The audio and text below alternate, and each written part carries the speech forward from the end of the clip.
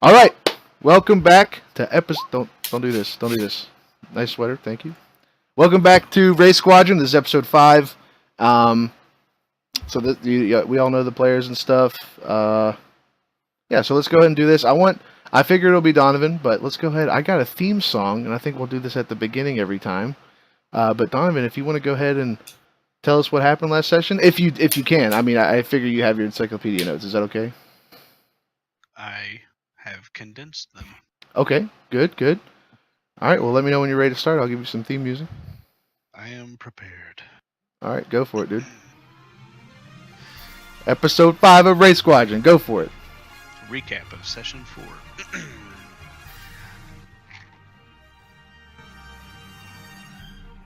Lieutenant Justice has directed us to take the Whisper base as a forward operating base. We established long-range communication using a scrambling algorithm in a message.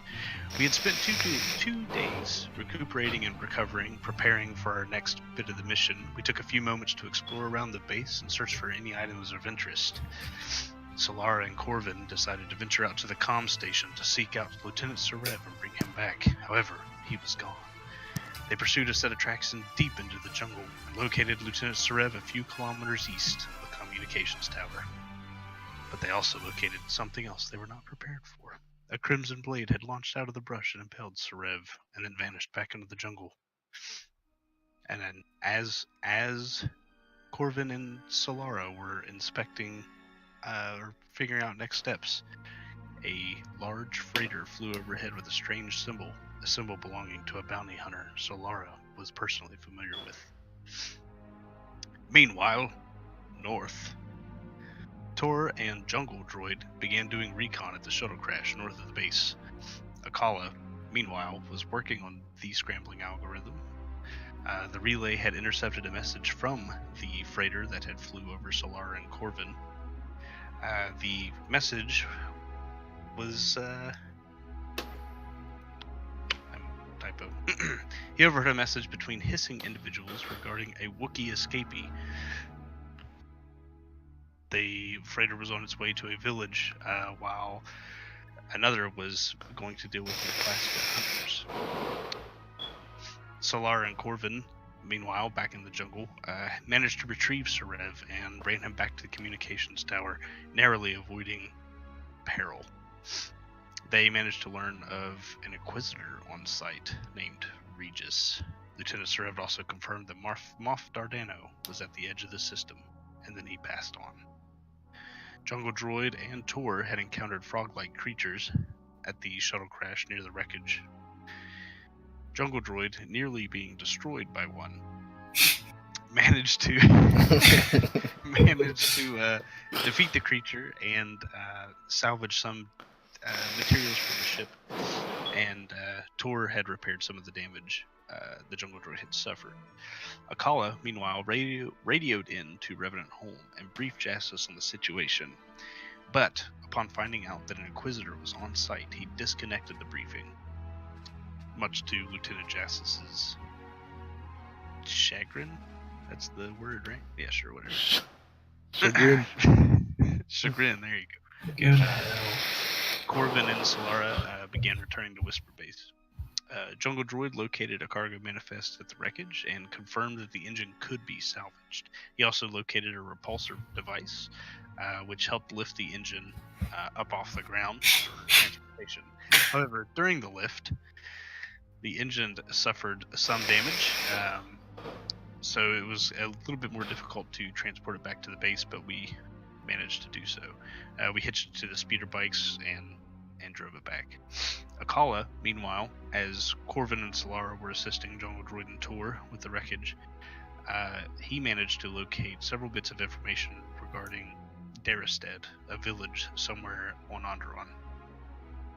The Imperials had seemed to have leveraged the locals for some much needed assistance.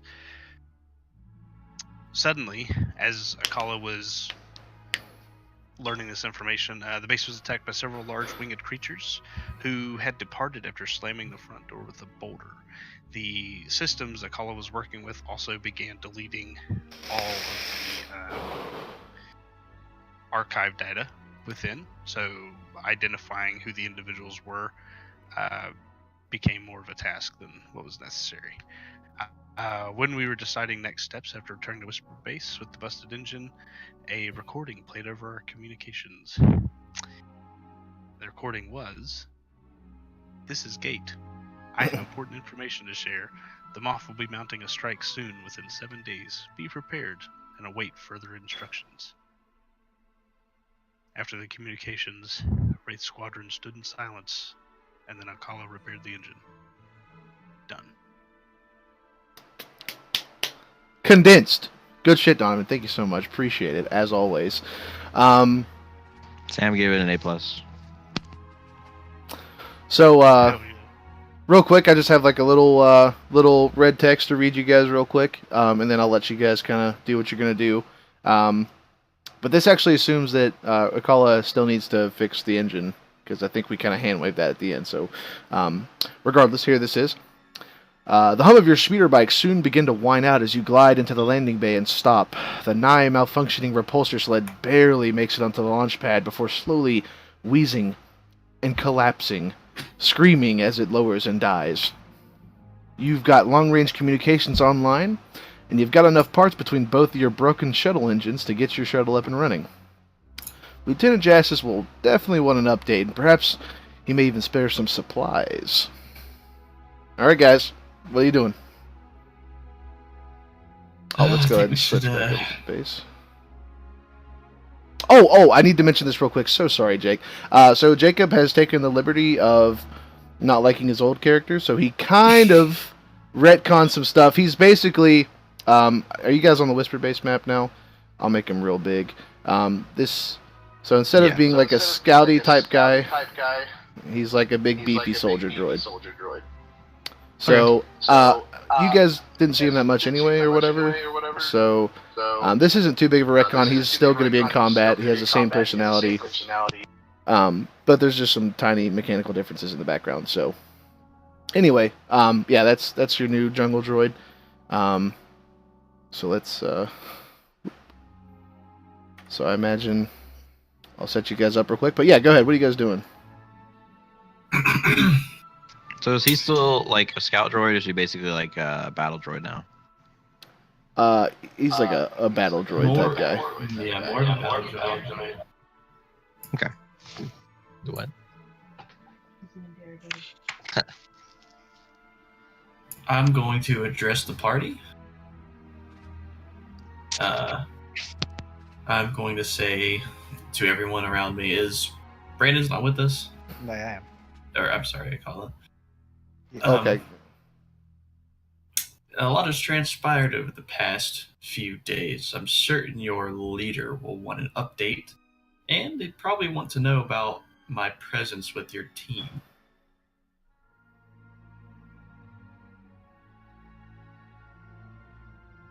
Do you want to radio in?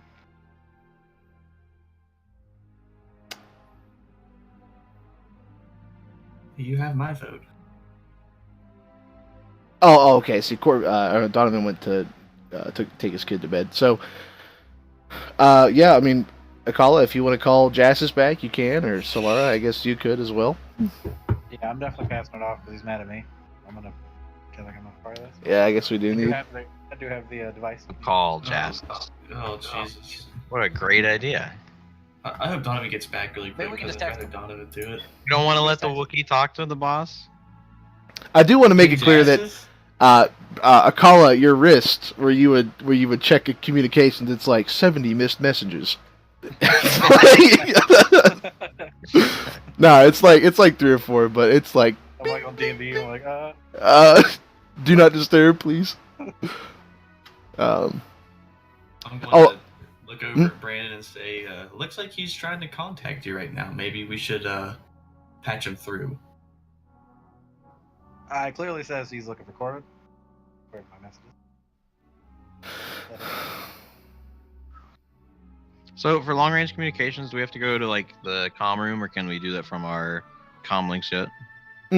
So, you have short range communication. So I think your comms, you could probably now do it. You'd probably have to set up some sort of like relaying system that would come from the base to your comms. But I think for the sake of the story, I think for right now you'd have to head to the communications room.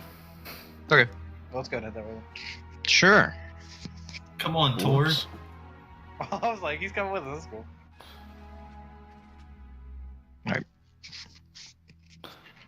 I mean, if you guys want to wait for Corvin to do that, that's fine. We could have Akala fuck with the engines for a little bit if you want.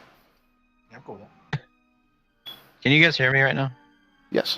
Yeah. That's weird. It's not showing up in Discord. Is the mic's activated? Actually, I can't control my token. Give me a moment then. Wesley, I can't control my token. I can. Alright, go fuck yourself. Hey, dude, this is okay. My channel is family friendly, so please. Mm-hmm. And hold on a second, Jake. Please. What did I just say? Please. Don't worry, it's a Jake thing. Oh man, it's a February guy thing. There's our February guy. All right, Jake. Hold on one second. I'm gonna try something. Ooh, Jake just died. Oh. All right, you're back. Can you move? Okay, excellent. Okay, so Corvin, the droid, your droid compatriot, has addressed the party, saying it may be prudent to contact Lieutenant Jassis, and Akala noticed he has like 50 missed messages from unknown caller. So, if you'd like to. They were waiting on you. They want you to speak with Jassis. Yeah, he clearly. What? Clearly wants to talk to you. I'm the one who's going to get the family friendly. I'm the one who's going to get the talking to, I guess. And let him know I'm really busy doing very. Donovan knows all about that. He's a important Marine. There you go. Compromise my identity. Thank you. Yeah, let's. Okay. Well, if Lieutenant Jassis is wanting to speak to us, I suggest we go ahead and dial him in.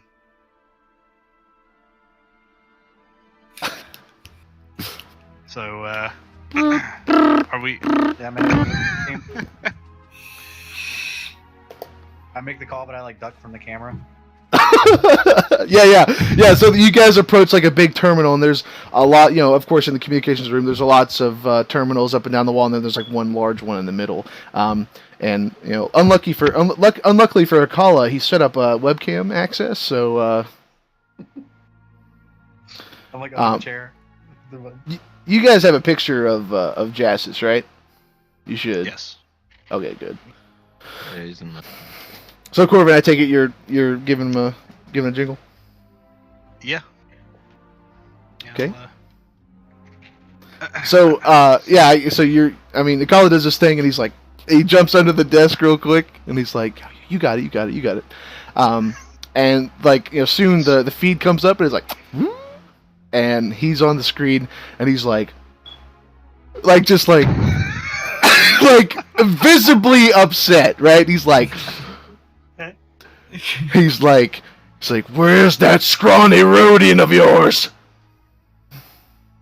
He's off doing Rhodian things, Lieutenant Jassis. It's nice to see. Rhodian things. And there's like a vein across his forehead that's just like, and you're like, oh my god, it could burst at any moment. Like we may actually harm this man. Like that's how stressed out he looks. And he's like, I understand your frustration, but Akala meant well when he disconnected with you earlier. I assure you, there were reasons that I will brief you on now that we have more pertinent information to the situation we're in. I give Corbin the thumbs up. Is that a boost die if he gives me a thumbs up? yes. I don't know what check you're making, but sure, take a boost die. For the next, we're saving it. Oh, actually, I don't know if you guys are going to be making checks. Let's go ahead and roll Destiny. I forgot to do that. Give me 1 second. Buggery for Rhodian things. I'm resetting the pool. And let me roll real quick. It's just one black. Don't worry about that. Okay, force player update. Okay, everyone, go to your sheets and roll Destiny. Good shit. Good Well, shit. All right. It's been a good campaign, folks. Okay. Oh, there we Ooh! go. A row. He is gonna spend it. They might as well make him. That's actually pretty close, guys. 3-4. I'm really proud of you guys. You're coming into your own. But yeah, as you're talking to Justice, and you're like, yeah, there's a reason. He's like, yeah, well, we're civilized people. If you're gonna hang up on someone, at least say bye. And he's like, it's and the feed's like he's like, and then he crosses his arms and he like wipes some spit from his mouth and his big beard, and he's like, go ahead, report, Corvin. Well, Lieutenant, again, your frustration, while understandable, is a bit unwarranted. So to cut to the more urgent matters at hand, there's an Inquisitor on site. He goes by the name of Regis, or at least what Lieutenant Sarev was able to give us. An Inquisitor? Yeah. An Inquisitor? You mean with a lightsaber? I'm gonna be behind Corvin, just doing like a imitation like force choke, kind of like. So Laura and I we stumbled upon the Inquisitor when we were out searching for Lieutenant Sarev. He slew Sarev, and we barely got away. He killed Sarev? Yes. Commanding Officer, whisper. Why? We have yet to figure that out. I'm assuming, based on how the Imperials work, that Sarev failed, so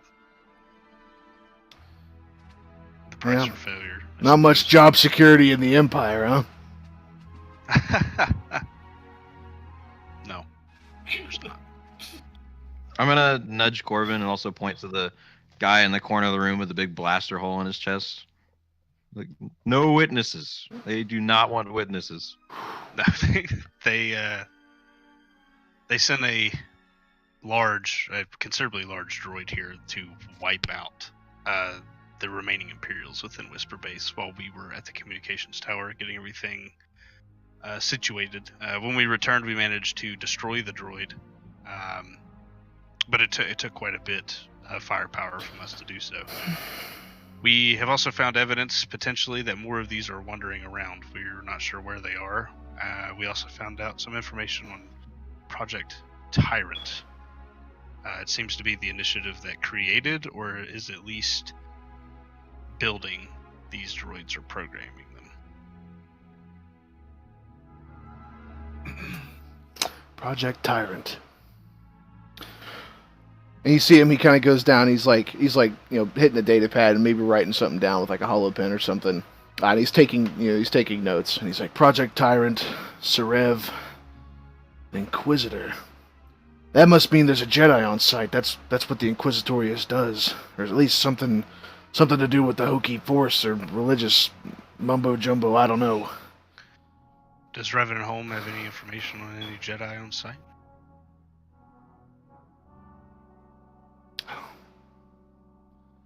Not that I'm aware. The only other antagonistic force that we know... Okay. The only other antagonistic force we are aware of on Onderon is the Partisans, and I'm no doubt you're already familiar. They're pretty notorious. They're not like us. They threw a rock at our door. The Partisans? Somebody did. That's cool. That's cool. Yeah, I mean they're definitely rebels, but they're not like us. They don't mind getting their hands dirty, and by dirty I mean, a lot of their attacks involve civilian casualties and deaths, and it's not acceptable. As far as the Inquisitor goes, you're definitely gonna have to be careful. Inquisitors are nasty customers. He kind of stretches his face for a second. I take it you've taken Whisper Base then. Obviously, looks like you're calling me from an Imperial communications room. Yes. Excellent. We took Whisper Base within our first 48 hours of the 72-hour cycle. Ah, that's fast. Good work, rookies. He looks up for a second. He says, he looks like he locates that thought, and he says, So no doubt you received my message from a couple hours ago. The change of plan. There's a Star Destroyer at High Atmel, which you no doubt know already. But we're not going to be able to pull you out until it's gone. Let's see, what else does he say? We're not sure of the purpose of this visit. We're not sure if it's Navy or Army or whoever it is, Stormtrooper Corps. But some of our communication technicians up here are postulating that it may be prisoner transport, which is odd because why would you need an entire Star Destroyer for prisoner transport? Regardless, we may be able to update you further on as far as that goes. But like I said, we're not going to be able to pull you out, not soon. And so, okay, not soon anyway. It's very likely you're gonna be encountering them off soon. Yeah, we received some intelligence from an unknown individual whose alias goes by the name of Gate, that Moff Dardano would attack within 7 days. Gate. Yes. Huh. He also informed us, or she, or whoever. We couldn't quite tell the gender, or they were using a voice modulator. We were told to await further instruction. And also, I think you should be aware of a third, or potentially fourth faction in the area. A group of Trandoshan bounty hunters are now present on the planet.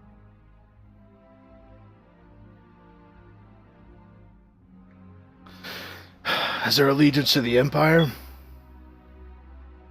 We are uncertain at this time, but we do know that, well, they're bounty hunters, so they're not overly fond of Wookiees, and I don't know if you've noticed, and I look at Solara, and I look back at the camera, I think we have a Wookiee here, so. Right. Concerning Gate, this unit hasn't actually... Or our cell, we haven't heard from Gate in a long time. That's interesting that he would poke his head up now. What's more interesting is that he knows you're down there and knew how to get a hold of you. But regarding the Inquisitors, the indigenous peoples, the Trandoshans, and of course the Empire, seems like you got your work cut out for you. We will definitely be supporting you in any way we can. You've been down there for, I think it's like 3 or 4 rotations. You've been down there for 3 or 4 rotations. Are you guys good on supplies? I think we could use a little bit of extra. Such as? Food, rations, water would be terrific. I think we might need some additional firepower as well. Firepower? Maybe some load-bearing equipment.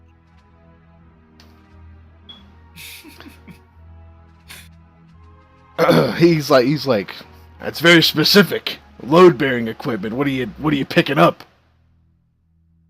A lot of loads.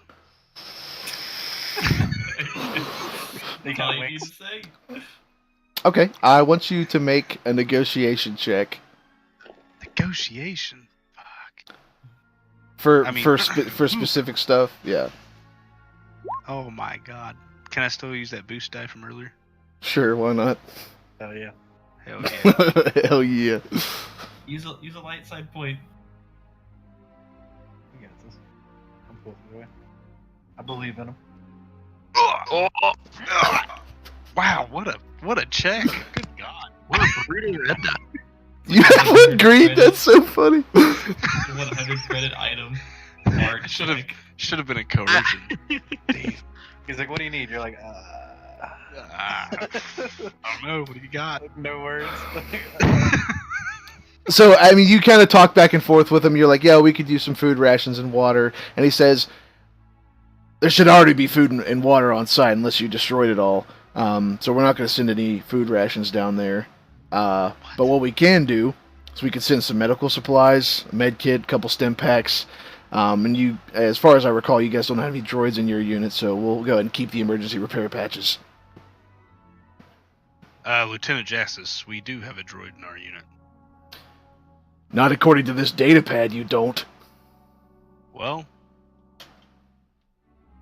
you should understand that with Wraith Squadron being in a precarious position as we are, has had to take certain liberties and make some executive decisions, all with Revenant Home intent, of course. We managed to locate and secure not one, but two combat-efficient droids that were and are instrumental in us taking Whisper Base and dealing with some of the threats that we may find on the road. I'm gonna grab them both in headlocks and just put them on the screen for a minute. You can't pick me up there, Maya. I'm just putting you in a head. Got my arm around your head. Chill. Oh. So he sees the droids and he kind of like scowls for a second, and then he's like, "Those better not be Imperial droids." They are Okay, not. I'm going to step in front of Corvin. I'm going to start talking to Jassis. Sir, if I may. He's like, a droid talking to me? Like, it's kind of weird that you interjected himself, but he gives you a look like that, right? He doesn't say anything. Go ahead. While I can certainly tell you that I don't exactly know how I came to be on this planet, but I do know that my goals are beneficiary to your, as you call it, Wraith Squadron. Squadron, excuse me. Regarding the Tyrant program, I do believe that I am a weapon to be used against it, and I do know that there are more droids out there like me that are threatening or will threaten the jobs of your squad to be able to get it done. But I very much feel like I've found my place in this squad. If you may, or if I may, I would like to continue assisting them. Justice is still like kind of dumbfounded, right? He's looking at you, and finally he's like, "God damn, looks like you've been hitting the juice." Because just commenting on how large you are, and he's like, "Sorry, pal. Regulations are regulations. Corvin, Akala, Wookiee, dispose of him." And he's like, "Go ahead." Roger that, Lieutenant. We'll certainly take care of this after this meeting. No, you can go ahead. I'd like to watch. And he's like, yeah, go ahead and kill him. And like, there's just like this, like it's obvious that you guys are uncomfortable. And in the background you hear, "Lieutenant Jassis, please step aside." And he kind of like whirls around, and this, oh, did I share this picture with you guys yet? No, I didn't. Oh man. Okay, hold on a second. Oh no, where's this picture? Give me like 25 seconds. Did I delete them all? I was Ungodly. ready to roll some deception, boys. It was coming. I was just gonna lead him out the door around the corner and be like, "Oh yeah, no, that's totally taken care of." Pew pew. Yeah, we got him. Yeah, we could just run around the corner, make some blaster fire. Go, don't worry. Well, I don't have his picture, but a strapping older, like an older man, kind of walks in. He's probably between 45 and 50. He's kind of salt and peppered. He has a big, big beard and stuff, and he's a white guy, kind of pasty. He walks in. He has like a coat, like a big coat with like these big collar, like a big collar, right? He's like, "Lieutenant Justice, please step aside." And he walks in, and he's on the monitor, and he looks at the two droids. And he's like, "That one in the back looks pretty scrawny. And this one, I think I'm correct in echoing Justice's comment. Looks like he's pretty strong." Regardless, I'm going to interject here. I'm going Okay, to say, sure. Sir, if I may,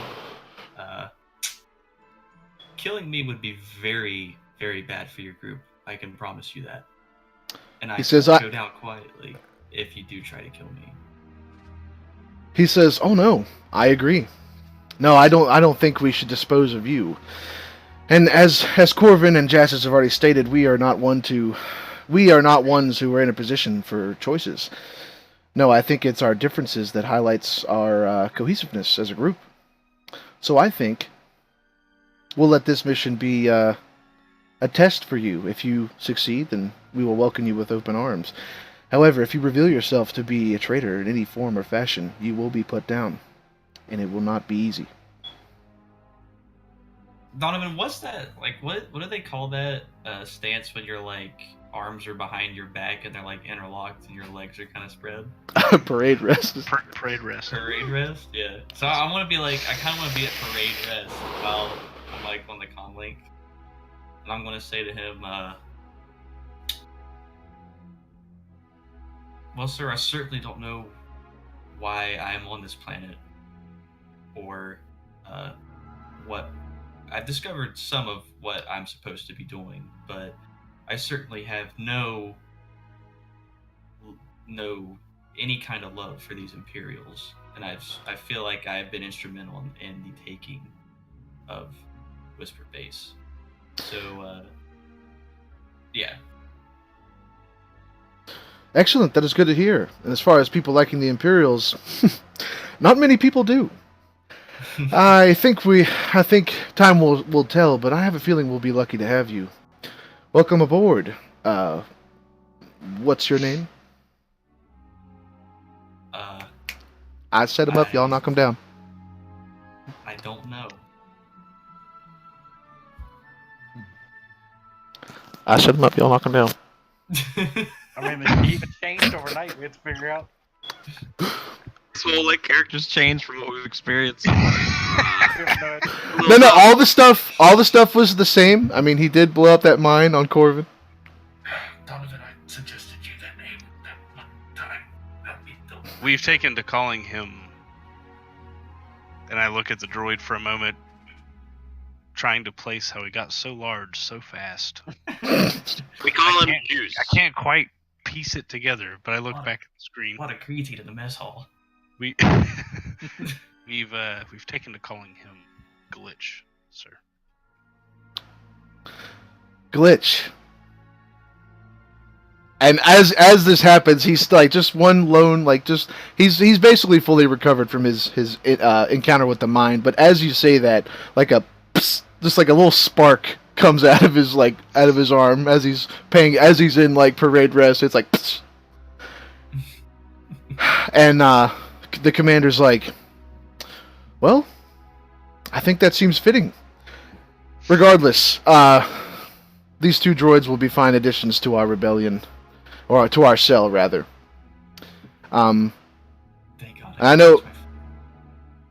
And he says, and then he kind of he scratches his beard real quick, and he looks back down and goes, welcome to Wraith Squadron, Glitch. Pleasure to be here, sir. I like this one. So you guys are kind of conversing back and forth about what has transpired, and then he eventually comes back around to the supplies that you need.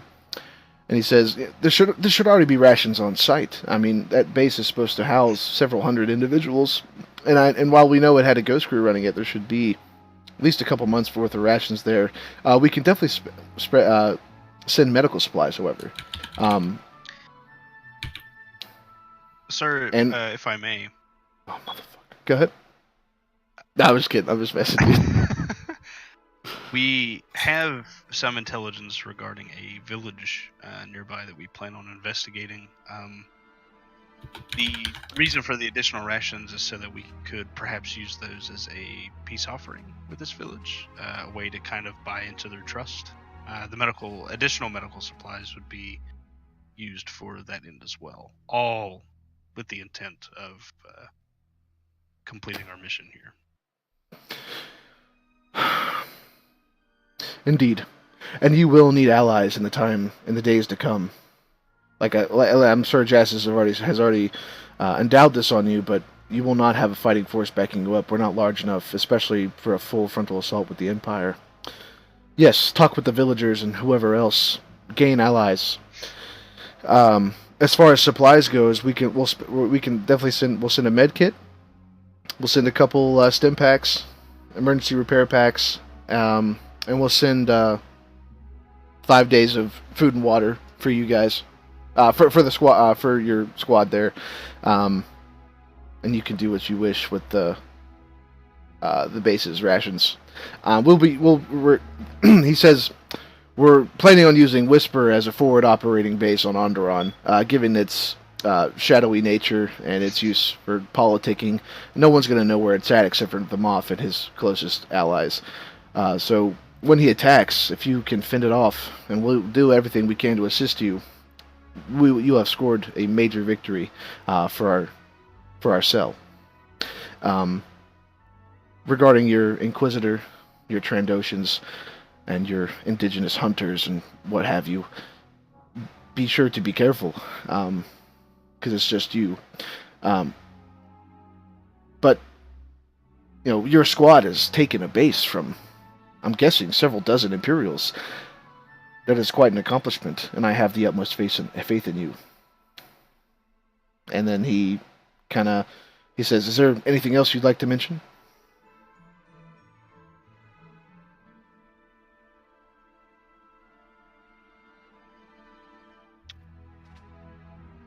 Corvin kind of looks around to the other members of Wraith Squadron to make sure there's nothing else that anybody would like to mention.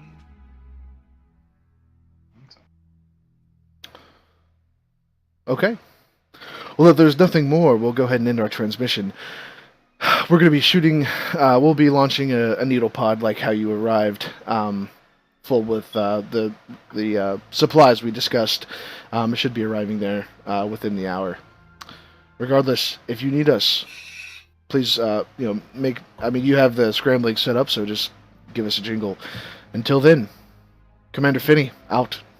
And Jassus is like, ah. And then, as it's going off, you kind of hear, the commander, and he's just giving Jassus, some words, and he's like, blah, blah, blah, you can't act like that, blah, blah, and then it's like, doop, and it goes out. So, I definitely get out from under the chair. I'm like, oh my God. Oh yeah, I forgot. Oh man, that sucks. I wanted the commander to be like, "Where's the Rhodian?" But it's okay. Okay, cool. So you guys, you've got your mission now. You're preparing for that attack. I think this is the beginning of the first day still. So, so if you guys want to head over to, go ahead and do what you got to do here. You got the engines, and I don't want to tell you what you got to do, but we can just skip forward to when the needle pod arrives or whatever. Just let me know what you guys want to do. So I'm thinking we could set up vehicles themselves because we have the bay of vehicles, or we could work on the ship and try to use the ship to get the help. Or just try to fix the help. I don't know if one would be way more efficient than the other. I guess it depends on what we think's coming. Yeah, I would be concerned with the ship, depending on where we were going. I'd hate to make us a target for some of the other flying creatures and such that we've seen. On the ground, we could elude probably a little bit easier through the jungle. And if there's a Star Destroyer in high ammo and they detect a ship or something, I don't want a rain of TIE fighters to come down on top of us. Yeah, it's just my opinion. Yeah, I think it sounds good. We have quite a few more bikes to crash. Yes, we do. So I missed the last part. What's the plan? So we're trying to decide our mode of transport. Oh, okay. And I guess we're pretty much We decided should on. make contact with the indigenous people near our base. And that's why we head out to them on ground vehicles when we can. Do we have based on what I see in the comm room? Do I know of any way that can set up a connection without knowing the connection before, like a radar to check if it's there? What do you want to do? I'm sorry. Check the area basically for any kind of other communication devices that are online that I can tell. Currently, you're not catching any chatter.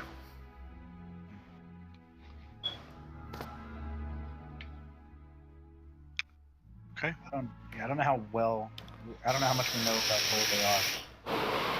We just The know village? You have coordinates for the village. Okay. Then Yeah. we should go snap. All right. So I think we should get some additional rations and such to bring with us. Hit the needle pod and then go straight to the village from there. Okay, Maybe, so go ahead. Maybe grab some of the pistols from the firing range and the blasters that were there before, the rifles. To also maybe give. I think that'd be a good idea. Okay, so if you guys want to like write down what you're bringing and stuff, and then give me like a little inventory. What was that? Can we put those on the vehicles we're taking? On inventory? Yeah, like what are their storage capabilities?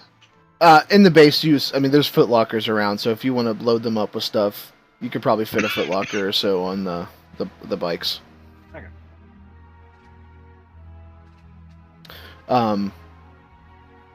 Cool. So yeah, you guys what are you? I mean, we could just assume that you loaded up with. I mean, if you guys want to detail what's in them, go ahead. There's probably enough blaster pistols for like a dozen people. There's rations for like 3 months. So if you want to load those up and strap them to the speeder bikes, there's not really a check there. You can just do that. So are you guys heading there? Are you waiting? Are you hitting the needle pod or?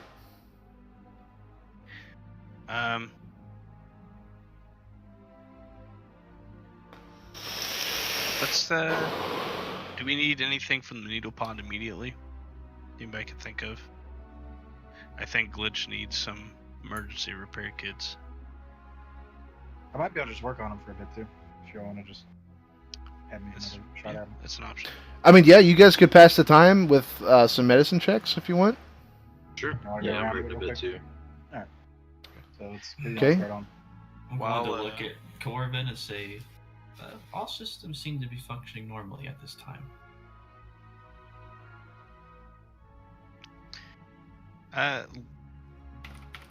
Glitch, I noticed you have a few upgrades here.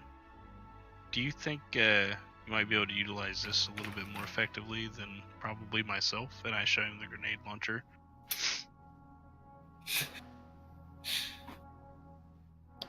Well, I certainly could make use of this. It does look like it is weighing you down quite a bit.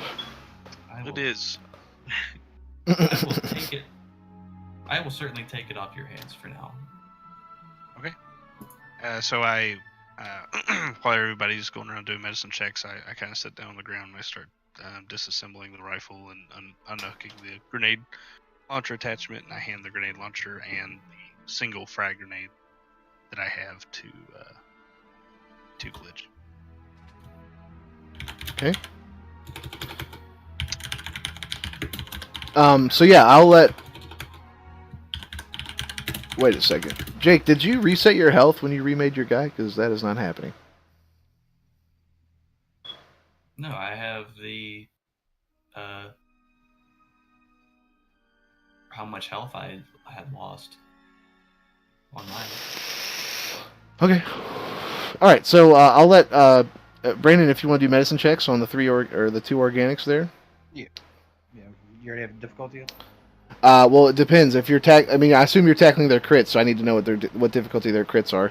Okay. Hard. Jeremiah's is set. Okay. Okay. And then what's Corvin's? I don't have a crit at Okay. all. Okay, then that's just an average. Oh, I do have that crit still. We can do mechanics on that as well. So alright, so you have his difficulty set? Yep.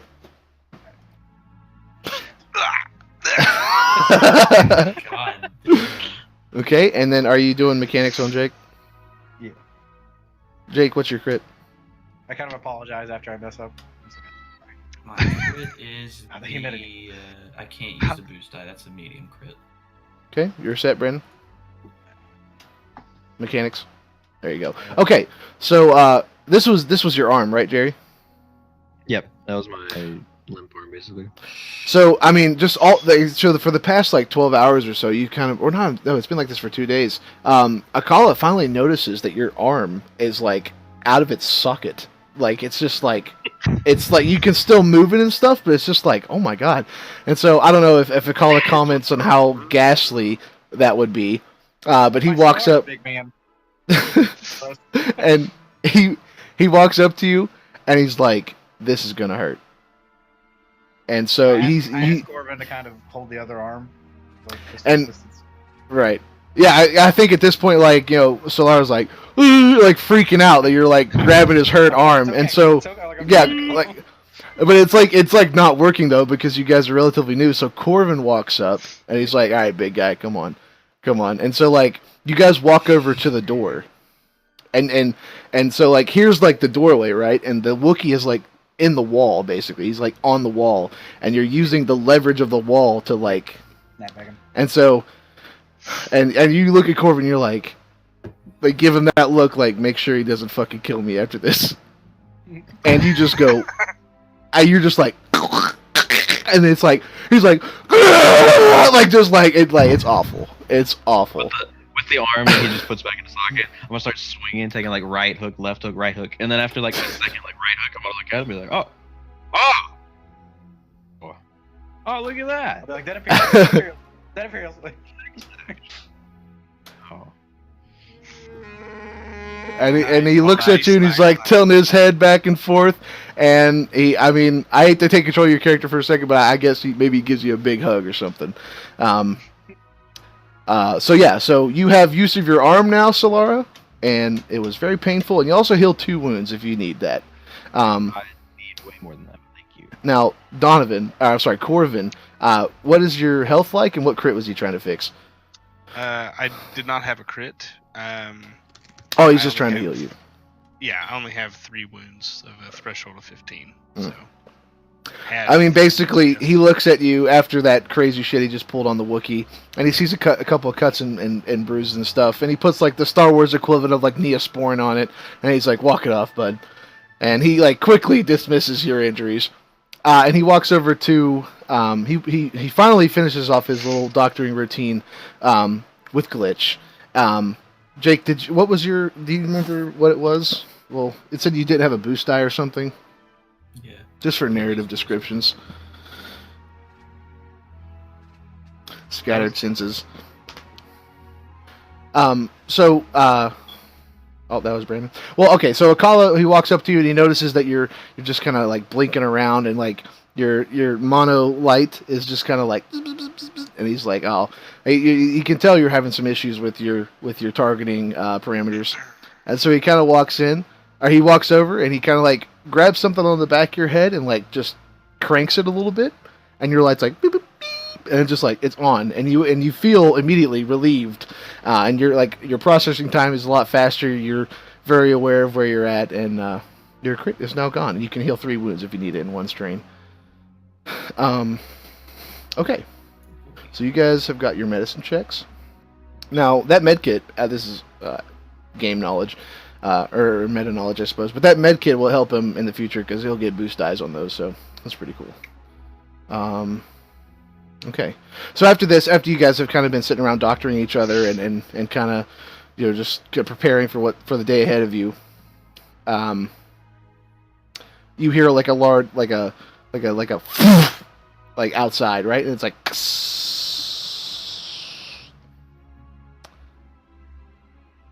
And that's it's probably like over here, and so that's the needle pod. You guys don't have to walk over there and expect it.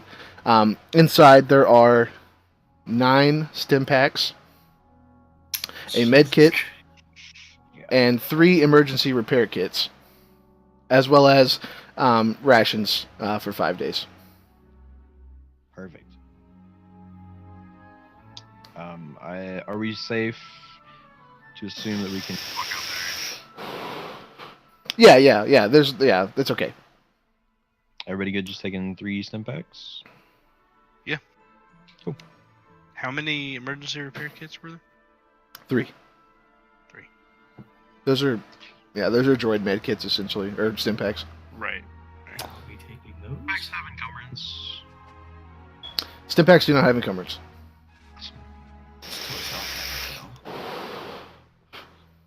He has like 3 health out of 5. Damn it, Brandon. We need a mechanics check on Tor's stat. Tor's fine. In fact, hold on one second. I'm looking for this item real quick.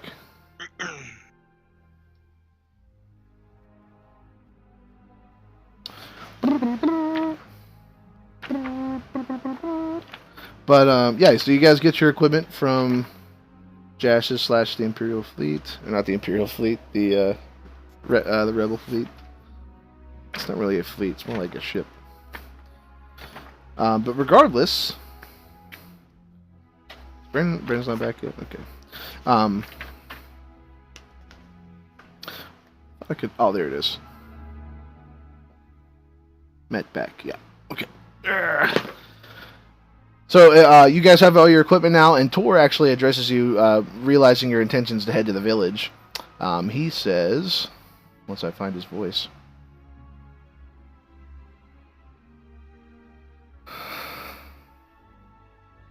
And he kind of turns to Glitch, and he says,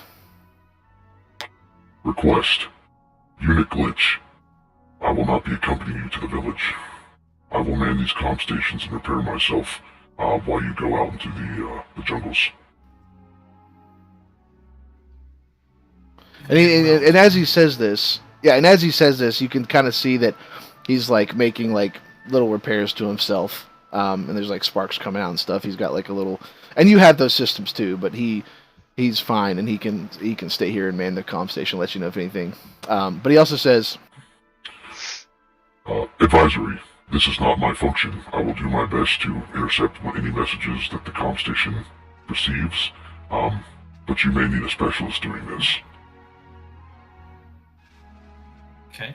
I'm gonna say back to him, very well, Ford. I never did thank you for having my back out there. I appreciate it. I kind of like put my big droid hand on his droid shoulder, like a little bud tap. he says, he looks at you like confused, right? Like this is not something that droids do. And I know you guys more human-like, but he's confused and he's like, this is not something droids do. And he says, It's not a problem. I'm a combat droid, and that is my function. As it is. And at that point, your hand's still on him, and he kind of like just walks away, right? Like, cause he's got his shit to do, and he heads off, right? So yeah, so we're back on this. Okay, good. So at this point, Brandon, you have a med pack now. If you want to look up that that function, it may be heavy. You might want to leave it. It's up to you. But you guys. If you guys want, you can head to the village now, or do whatever you want to do, and I'm gonna let you guys free play from here. So tell me what's going on.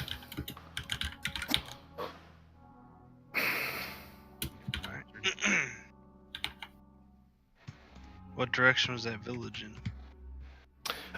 It is to the north.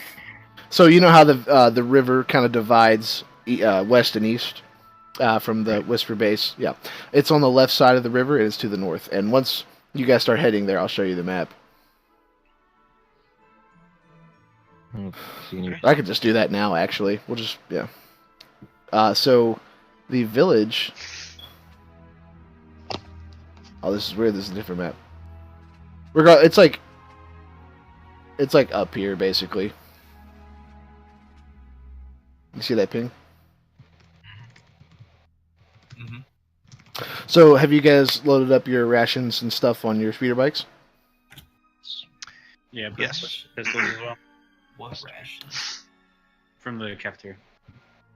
I would droid. Yeah, it's just like basic food stuffs, portion type stuff. Little packs for Jacob. Oh, okay. But yeah, you guys have these foot lockers on the back of your speeder bikes. There's one for each one. There's like probably a couple pistols in there and some rations and stuff. If you guys have seen The Force Awakens, they're like a lot of those These are like pre-packed meals. They come in like little plastic containers. You rip them off, you add water, and turns into a muffin or whatever, you know. So, and then there's of course some powdered water. No, I'm just kidding. All right, you don't think that's funny? Okay, whoops. All right, so basically, so if you guys want to head out, yeah, tell me what you guys are doing here. I say we go forth. Are we supposed to be able to destroy tokens right now? My goodness, you should be able to, yeah, but I can't. We're good. Yeah, I can't control my tokens. I can't Who's now. that? well, that's because that's not you anymore.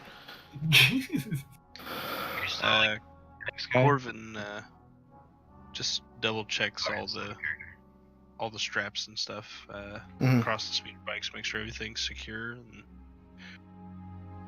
then hops on whichever one he's riding, and I'm ready to go when you guys are. Do y'all want to bring Tor? Tor requested to stay at Whisper Base. Alright. That makes sense. We at least need some kind of eyes. Yeah. Right, he said he was gonna be like. He said it's not his function, but he'll man the comm station while you guys are gone and advise you of any missed messages and stuff. So as you guys kind of step out, you know, whoop, whoop, whoop, whoop, all the you turn your speeder bikes on, they're like, you know, wooing really loud because that's the sound they make. And you kind of roll them out for a second. And as you do this, Tor comes over your comms and he says, there we go. Oh, damn it. Come on.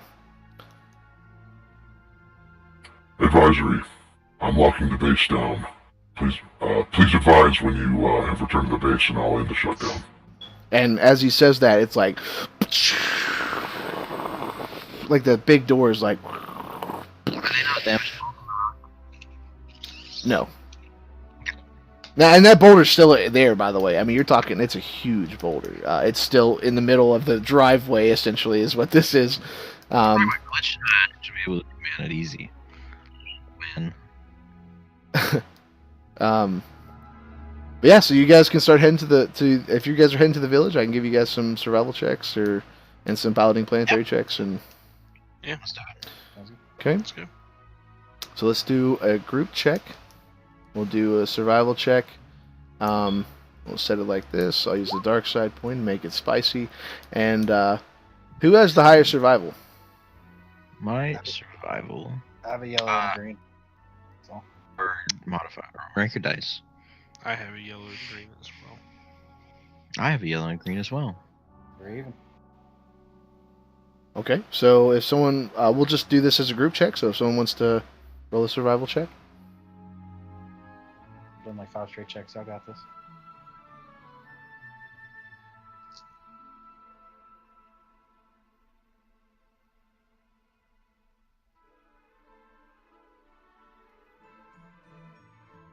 Oh, you're good, by the way. Whoever's doing it. Oh, That's I mean, Oh no, I said yeah. I already rolled 5, so I was like, no, just. Ooh, good job, Jeremiah. So as you guys are kind of like whirring into the forest and blowing just jungle detritus all over the place and dust, and you see up ahead the Wookiee or Solara actually sees like a pack of what seems to be large green creatures. It's not a pack; it's actually only 2 of them, and they have massive jaws with just crazy, ridiculously sharp teeth, and they're just leathered and stuff. And he sees this out in the distance. And he just kind of cuts into the brush. He's like just blowing stuff up, and I mean, based on the pushing stuff out of the way, based on your guys' experience over the past couple of days, this kind of action, you guys kind of follow him into the brush, and later, or just like there's a conversation that goes on between Corvin and Solara, and Corvin says, he's like, my Wookiee friend did that because there was some wild animals up there that we may have had to have dealt with, but we missed them.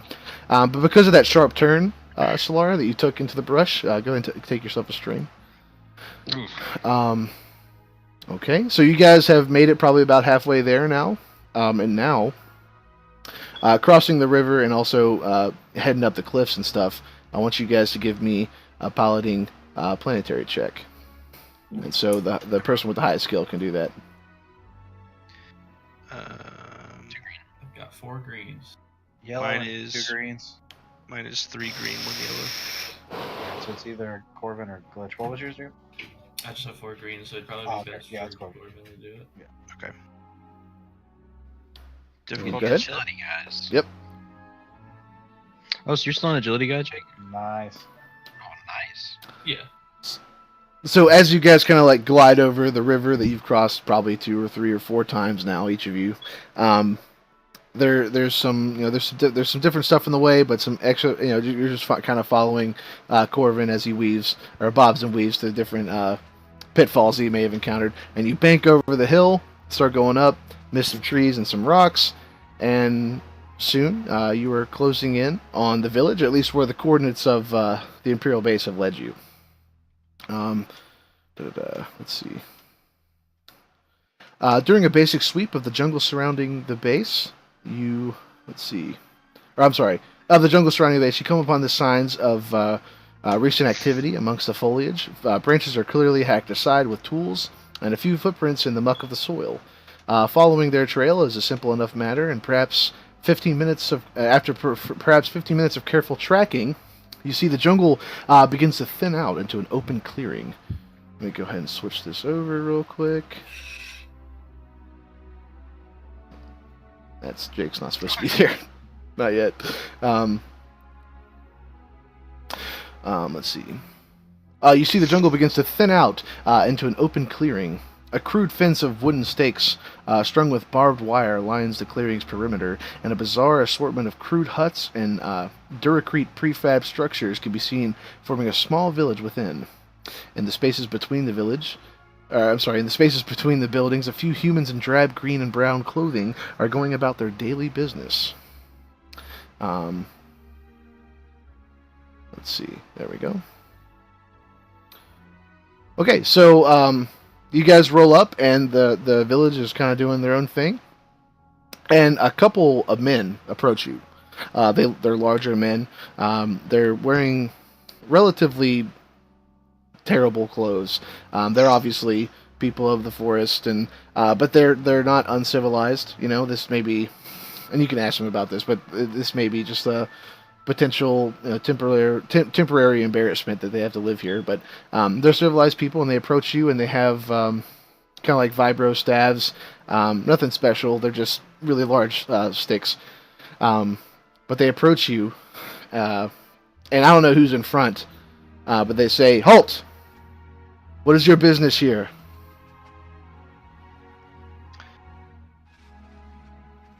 I'm going to immediately look at Corvin. I'd say he's up front because he was navigating.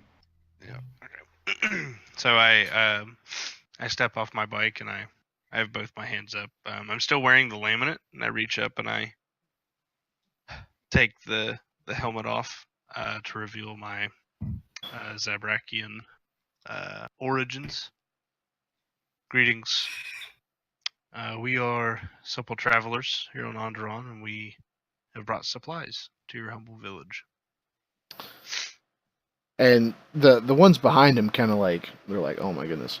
But the one in front steps forward towards you, semi-aggressively, and he says, "Listen up, Imperial. We've already helped you this month, and bringing faux gifts and like you've done so many times is not going to win us over. We will reconvene next month and do whatever you wish. But until then, please just leave us be." Do you No, think it's not my Imperials bad. employ... Oh, I'm sorry, go ahead. You can get. Ask real quick. Do you think Imperials employ the alien races? And I look over to the Wookiee and to Akala, who do you still have your laminate? Yeah, on at least. Okay, alright, yeah, and I look over to Akala, who sells helmet on and stuff. Yeah, so I'm gonna reach into my bag and throw. So I pick out the stormtrooper helmet I picked up from Barnes and sort of toss it at their feet and just say, "We're not Imperials at all." The Imperials employing aliens? Maybe not in their ranks, but I do know they hire bounty hunters and scum. So I'm not quite sure of your purpose here. If you're not Imperials, great. But just because you're simple travelers to this planet does not mean you're welcome here. What is and he kind of pauses, and the other guys are like, why are you being such a dick? Right? But this guy in the front is like, he's like, again, please state your business.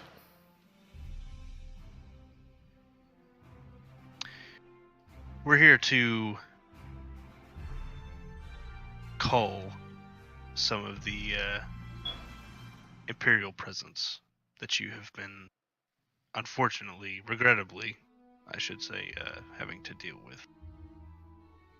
And if you don't believe us, and I kind of give a pointed look to Sergeant Barton's helmet, which is on the ground, and then I look back at him and just kind of let it hang in the air for a moment. We're here to seek allies, not enemies.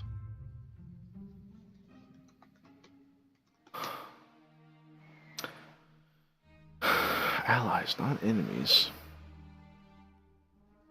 He says, this village wants nothing to do with your war. We simply want to be left in peace. And he like, so you guys kind of go this tit for tat back and forth kind of thing. You're like, obviously we're not Imperials.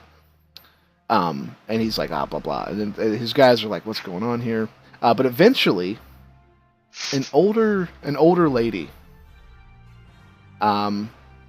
She's still spry, but she's kind of hunched over, and she's a little bit slower, but she could still move if she needed to.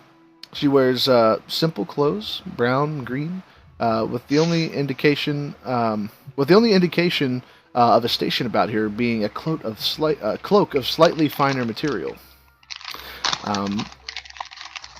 And she walks up and she looks at she kind of like, as you guys are looking at her, she kind of like looks through you, right? Like she's looking deeper. And then she focuses her gaze on the Wookiee. And she says, Wookiee, it's always good to see one of your kind. Welcome to the village Darrestead. And she walks up to you like you've been friends forever. And she kind of grabs your arm, right? And Solara's arm, and she just she shakes it, right? Because she's little and she's frail and she's old, and she like just shakes your arm. I'm gonna kind of like wrap the other arm around her and kind of like lightly like lift her up a little bit in a hug. Just like, and she's like, "Oh, your people are always so warm," and as she's commenting on your fur and stuff, and she looks, and as you put her down, she turns around, and she's like, she's like, "Away with you, young men! I would talk with these outsiders." And so they're kind of like looking at her weird, and they walk off. And the guy who's being kind of a jerk, he says, "As you wish, Elder." And they put their weapons away and they kind of walk off. And she looks at the Wookiee, primarily, and she says, "What business have you here, travelers?" I'm gonna lock boxes that we brought have supplies and whatnot in them. I'll take her. I'm sorry, over you to- cut out. What was that? I'm sorry. I'm gonna take her back to like in motion towards the lock boxes with supplies. She approaches the speeder bikes, and I'm assuming you open them up and show her. Yeah. And she sees the rations and the blaster pistols, and she's like, "Blaster weaponry. Why have you brought this to us? I mean, of course, rations are always helpful in an environment such as this. But what's with the weapons? What do you seek? Great face." And she calls you like, my furry friend or whatever. The Empire has been a thorn in many people's side. It's time we take a stand against that thorn. You can understand? And she can understand you. So she's obviously talking back to you in basic, but she can understand you. And she says, and she calls you sir. She's like, "I'm not sure I understand, sir. Look around you. We're not mercenaries. We're not military. we're humble farmers. We just try to live here. I don't think we can fight your war. We can definitely not take on the Empire.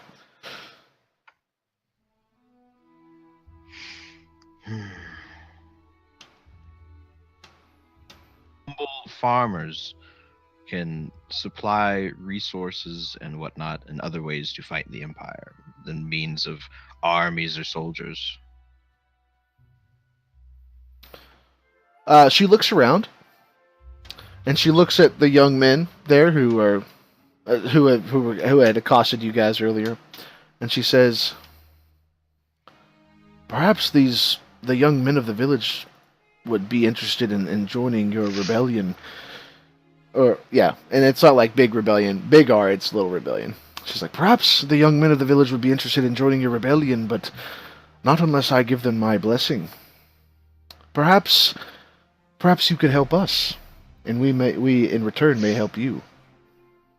And if you make it clear that you're giving her that stuff, or giving the village that stuff on the bike, then I'll give you guys 1 or 2 boost dice for social checks with her. I will hand it over. At least the food for now. Yeah. Yeah.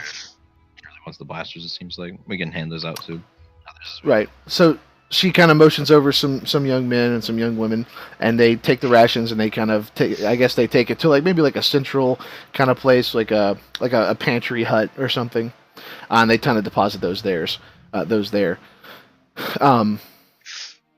But she says, she's like, "You do know that there is a military force not far from here. They have a large base in the jungle, and they force us to work for them every now and then." How can we assist with this military force? You wouldn't be speaking of Whisper Base, would you, Elder? She looks at you and she says, "I'm not familiar with this military mumbo jumbo, but it is a large base in the middle of the jungles just south of here." I pick up Sergeant Barnes' helmet and I show it to her. That's a very nice helmet you have, lad. Thank you. Thank you so much. No, Elder, I believe you misunderstand. You do not need to worry about that place any longer. Did you blow it up? Not quite. Really in control of such an establishment. Think of it as our farm. Ah, yes. Ah, young man. A place of concrete and durasteel is not a farm. Indeed, if you have taken their base, then my people will be free of their influence, at least for some time. Indeed. She looks at the rations and she goes, "Is there more where this came from?" Oh yes. The base we captured has plenty of rations. More than certainly what the 3 of us could consume. Okay. She says,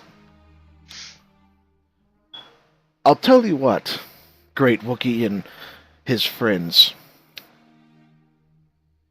If you could help us with 2 problems we're having, perhaps I will send my warriors to your base, and maybe they join your rebellion." Well, let's hear it. And at this point, she's solely focusing on the Wookiee, right? This is the person that she finds most comforting or most trusting out of your group. She says, "A couple of days ago, we lost contact with 2 of our caravans. One was heading for the capital city of Isis, and the other was meeting with," and she sighs, "the Beast Riders. We haven't heard from them in some time. I want to know, have you heard any tell or seen anything in the jungles that would indicate their presence? There was great interruption yesterday, as it appears one of the beast riders may have made their presence known in the area of Whisper Base. We had, I wouldn't call it an attack, but a message for us on our front door, it seemed. They merely flew overhead, so we are aware of their presence, and they've flown by fairly recently. Interesting. The Klaska, the Beast Riders, they are a very unassuming folk. They mostly keep to themselves, but they have no great love for the Empire. True enough, if you had not made it known that the base had fallen, they may have attacked you because they assumed you were Imperials, as my young men may have similarly accosted you. Indeed. If you've heard nothing from our caravans, perhaps you could look for them.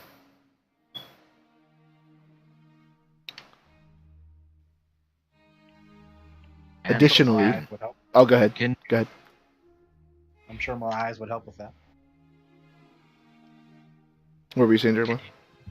Can you tell us the path that the caravans were on when they were assaulted or disappeared? I mean, she points which gates that they left out of, right? She says one was heading for the capital city of Isis, and the other was heading for the Klaska Lodge. And she points out each one. But other than that, she makes it known that they don't have any tracking devices or long-range communications or anything like that. Or I mean, even short-range communications. They don't have comlinks or anything. But they haven't heard from either of them. And then she looks at the Wookiee and she says, Are you here like for drywall? Could you repeat that? Are you here for dry war? Good lord. You recognize that as a Wookiee name. Of course. I know this individual. No.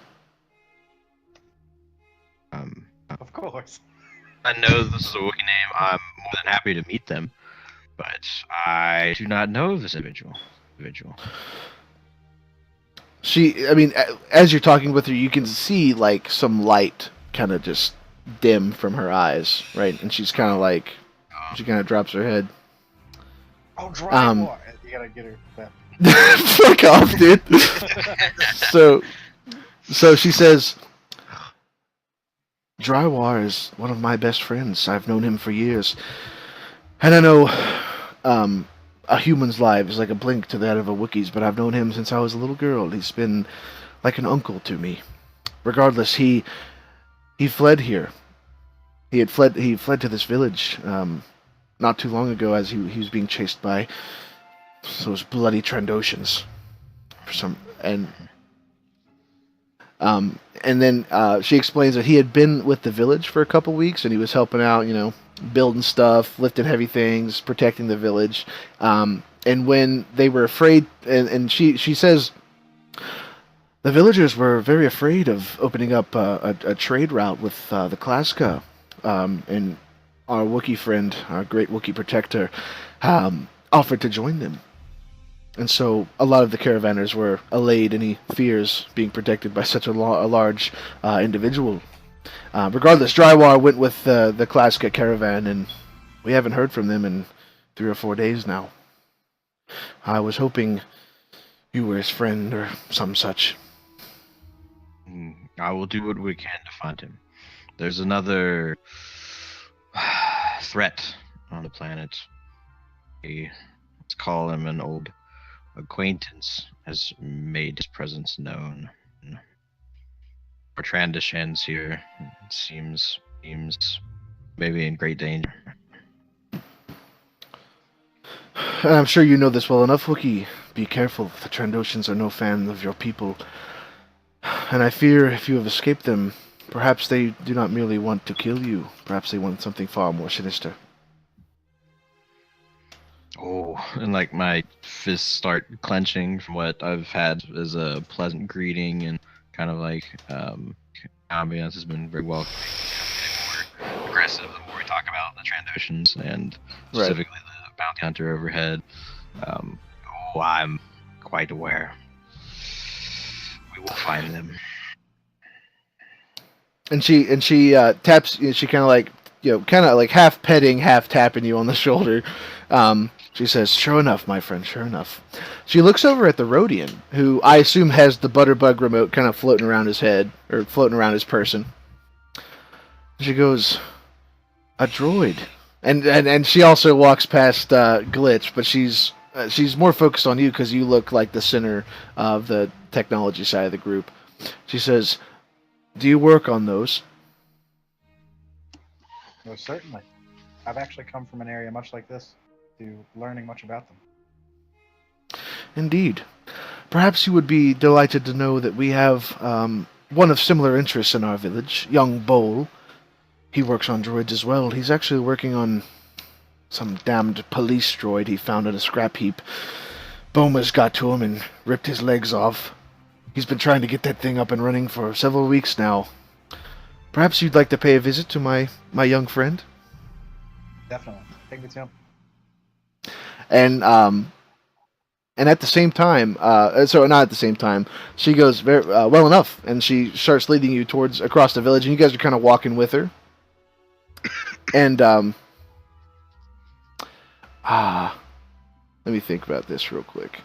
Oh, Solara, she actually makes a stop over at her hut, which is very unassuming. It's small.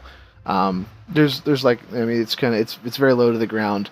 But she walks in and she pricks something off the wall, right? And it's like a dream, kind of like a dream catcher, like the Indians have, like with all the ropes and the feathers and stuff. But it's more Wookiee and Kachiro, Kashiki type looking. And she hands it to you, and she says that Drywar had made that for her when she was a little girl, and it always kept the bad people away. And so maybe, and she says, perhaps it'll make the journey easier of finding him. And she just kind of she just gives it to you like it belongs to you. You know what I mean? Like she's returning something to you. Okay. And to you, I mean, it's small. You could put it in your hand. You could fit it in a pouch or whatever. But she hands it to you, and you can do with that as you wish. But yes, Akala, you guys go across the village, and you see another little hut, unassuming. But inside you see a bunch of crap, basically, just a bunch of stuff. And let me find a picture of this guy real quick.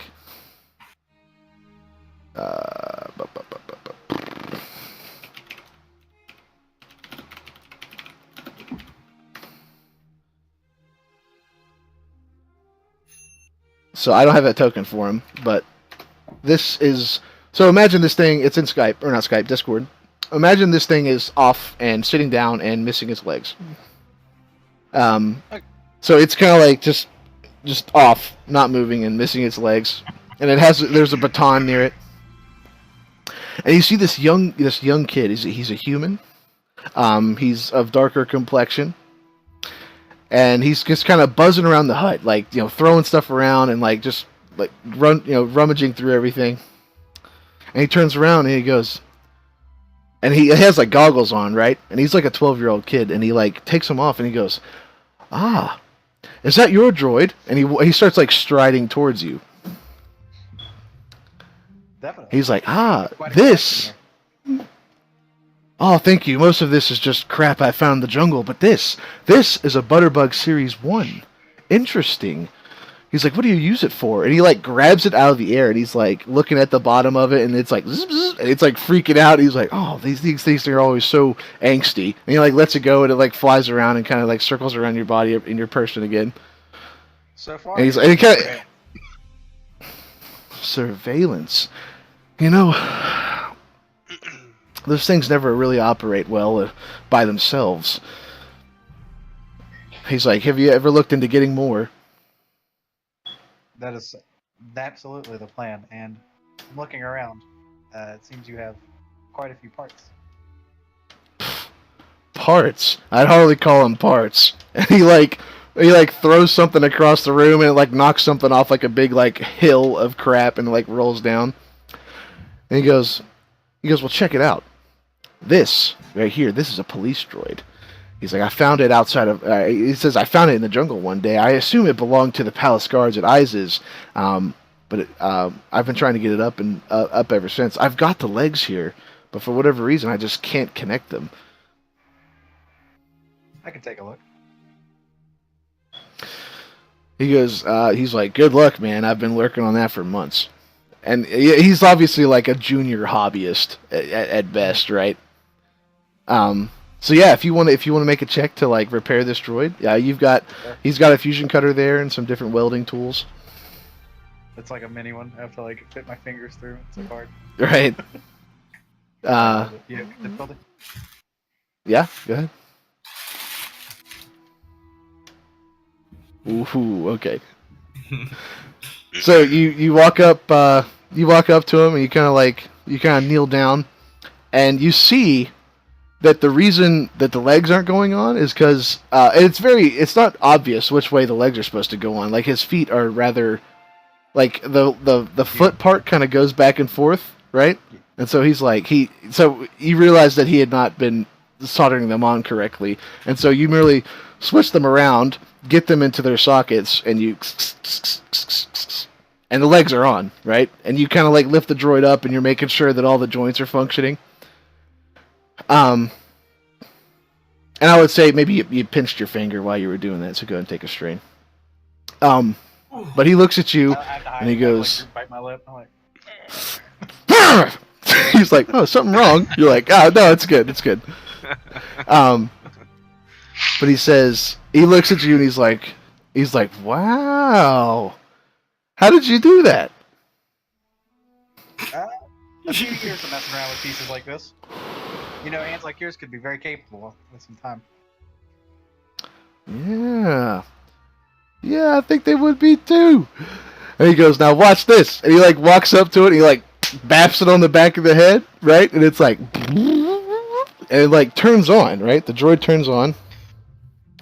And let me get this real quick. Where is he at? There he is. Police droid reporting for duty.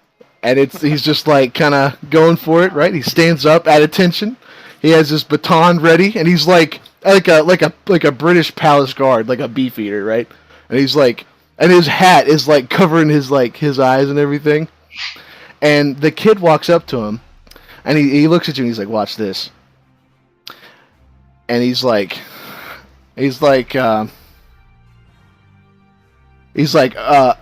owner protocol, 001B or something like that, voice recognition, and the droid like stands at attention again, and he's like, bowl, and the droid's like, owner voice recognized, and like he just kind of he goes about it, and he's like, and the kid's at this point he's like, now is like, all we need to do is get him to, because right he's programmed to patrol like a city. This is just a village. He's like, this is where my expertise ends. Do you have any experience with programming? And I look over at our Android glitch, and I look him up and down and say, quite a bit. Wow. And he looks at you. He goes, did you make him? And he walks up to Glitch, right? And he's like, kind of like feeling his muscles. I'm gonna like kind of look over and be like, did you make me? Yeah, right. Made him from a few accidents. He walks up to Jake, and he like feels his muscles, right? He's like, wow. He's like, the plating on this, and knocks on him. He's like, that's incredible. How does he carry all that around? He must weigh like 1,000 pounds. I think he's lacking some internal components, and I sort of point at the brain. But alas, he's still very useful. And the kid looks at him. He's like, "Oh, he's stupid. That sucks." Some short Can I do, circuiting has the camera thing, like. Oh, Jim, like.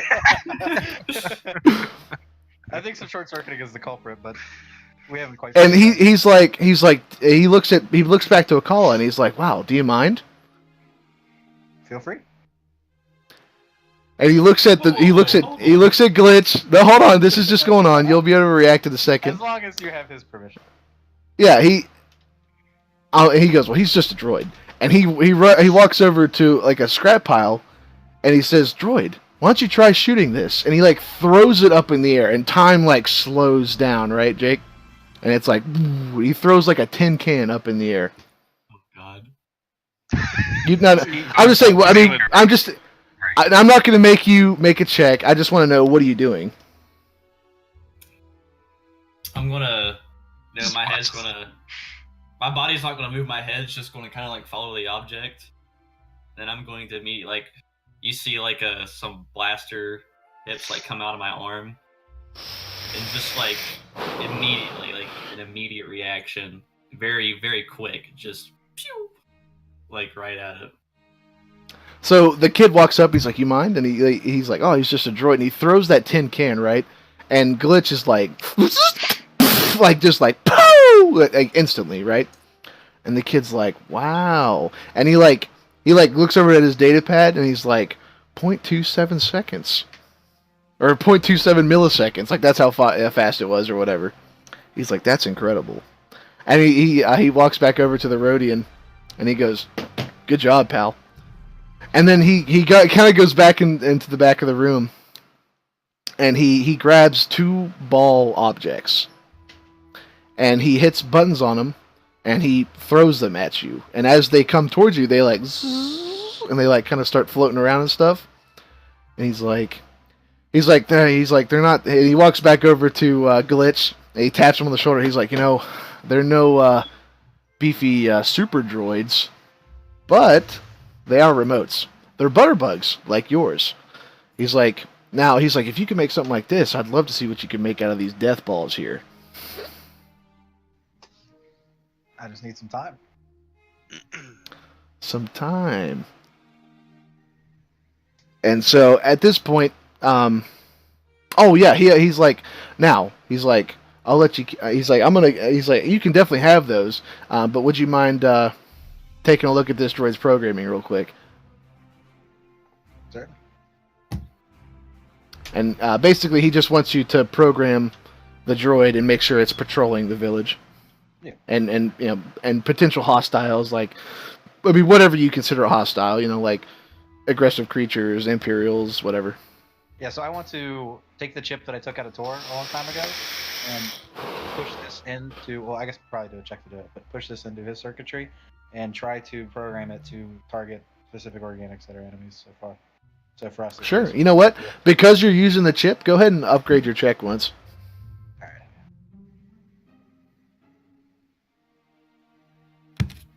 Is difficulty set? Yeah. All right.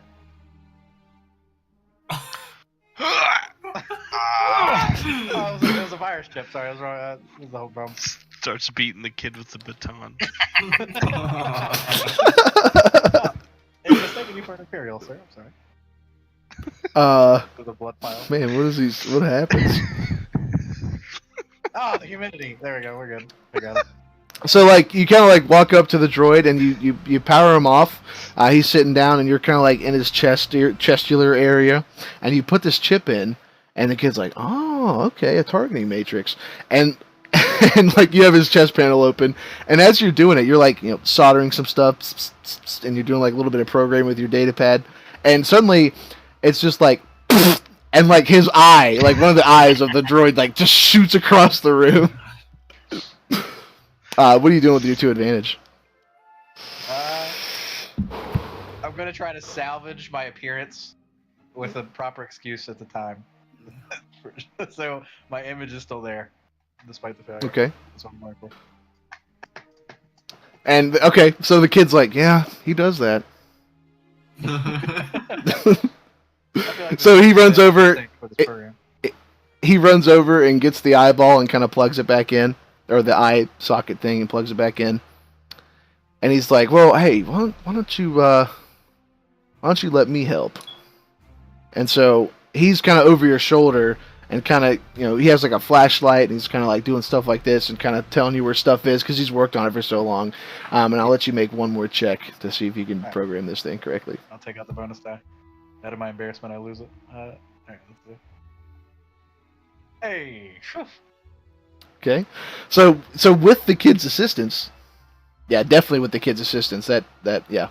So with the kid's assistance, you're looking over and you're like, oh, okay, and you run in, you program some stuff, and with the targeting matrix, you specify whatever hostiles, the local fauna and stuff like that, which anything that's aggressive, and if it's harming a human within, so yeah, you program it correctly, Yeah. And it stands up, and he's like, the droid is like. I'm sorry. You also had a chance to name the droid. Do you want to name him something? Ooh. Well,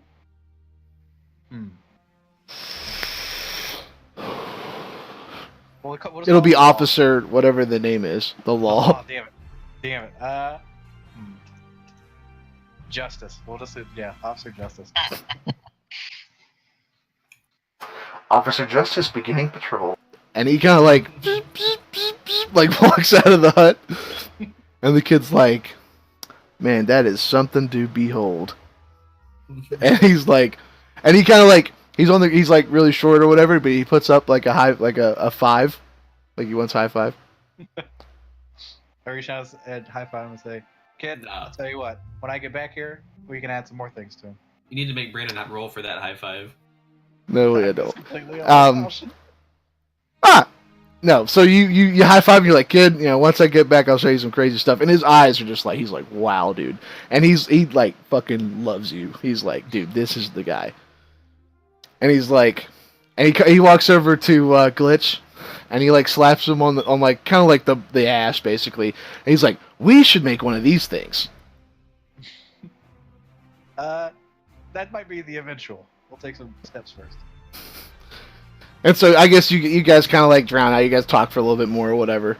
But the lady shows the elder shows up, and she goes, and she looks at the Wookiee and Corvin who had addressed her earlier, and she's like, that's incredible. I haven't seen something like that in years. Getting that old bucket of bolts off the ground. I do thank you. He will provide great protection for our village. Now, there is the simple matter of the caravans. What is your plan of attack, Master Wookiee? For the caravans, have you had any way in the past to communicate with the, what do you call this, the Sky Riders? Beast Riders. Beast Riders? Sorry. Yeah. The Beast Riders typically keep to themselves. We've spoken with them before, but they're not openly hostile. I'm not sure why they haven't returned. And Isis, it's quite possible they were accosted by some city Imperials or something like that. I'm not sure. But I do know that my friend had went with the Klaska caravan. Perhaps if you were to meet with my Wookiee friend, he would join your rebellion or whatever. It's a matter of finding first, is it not? Mm-hmm. He's like, yes, it is. He's strong, and he's wise, and he has no great love for the Imperials. Yes. We will find and what happened to Caravan and your Wookiee friend. Wookiee will be the first matter to attend to. Okay. She says, well, I would thank you if you would. And of course, with the things you've done here today with your rations and fixing our robot, or our droid, going after our caravans, you're always welcome here. And then she extends her hand once more to kind of like each of you. She's kind of like shaking all of your hands, and she says, what's her name? She says, I am, you may call me Deal. D-E-I-L. Deal. Elder Deal. Yes. Elder Deal, where may we find you if we have more questions? Well, here, of course, in the village Darestead. My hut is right over there, and just because we're doing theater of the mind here, you guys know where her hut is. And have you sent any caravans out since the ones that were lost? No. We first sent the caravan to Izes and then the one to the Klaska. Things have been particularly harsh as of late. So we opened trade with the Klaska. And she said What was that? the Klaska route. She said earlier that Rui was on the Klaska route when he disappeared as well. Yes.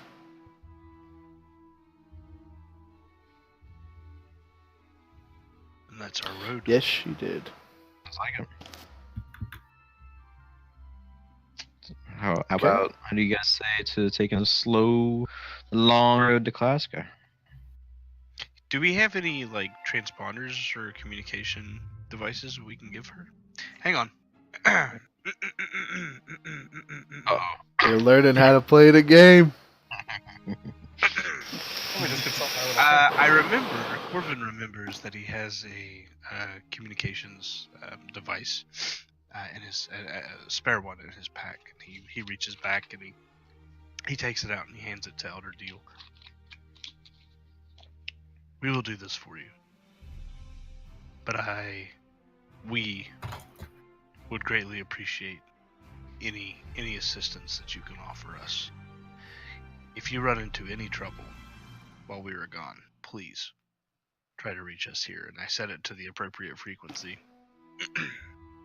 Okay. And I answered her. Oh, yep. So you give her the comm link, and she goes, testing, is this thing working? Like, it's like so close, it's like echoing and like chirping through each of your comms. And you guys are like, yes, it's working. And she goes, as a sign of good faith, let me, she offers you like a small band of warriors. They're young men, and she says, she's like on, and she actually, no, I'm sorry, she doesn't do that. She actually calls to attention all of the young men in the village and different soldiers, the women too, of course, whoever is on soldiering duty or guard duty or whatever. And she says, and this village only has like 40 or 50 people in it. And she says, she's like, my people have no great love of living here. Perhaps we could take up residence in your base and mind it while you're gone. If you find our caravans and return to us with their locations and their well-being and letting us know what's going on, we could move our people over to your base, and my warriors will be at your disposal. But that's what she wants. She not only is she taking supplies, but she also wants shelter for her people, and civilized shelter at that. we would agree. We'll give her like the coordinates or like route to the Whisper base. Yep. And then I radio into Tor to let him know. I do ask that you try to make contact with these beast riders for us, as they are hostile to the facility at least.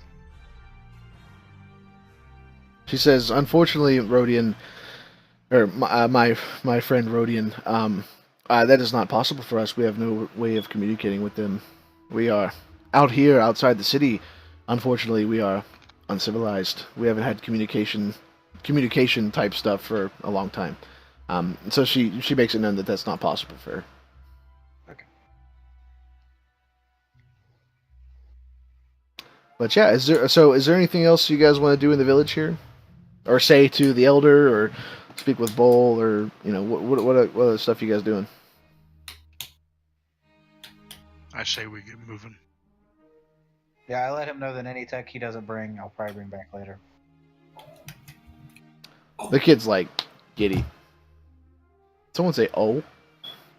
Can I possibly barter with the kid to see if he would have anything for a droid Like if I traded him maybe the grenade launcher. Oh my god. What? This kid's like, oh, grenade launcher. Thank you so much. Well, Murderous shit, dildo. I don't know. Yeah, never mind. That- It's kind that of may- silly now the more I think about it. So, never mind. Here, I'll let you do this. I'm going I mean, to people might set. be more receptive to it because that's a crazy ass weapon, like the fighter kind of.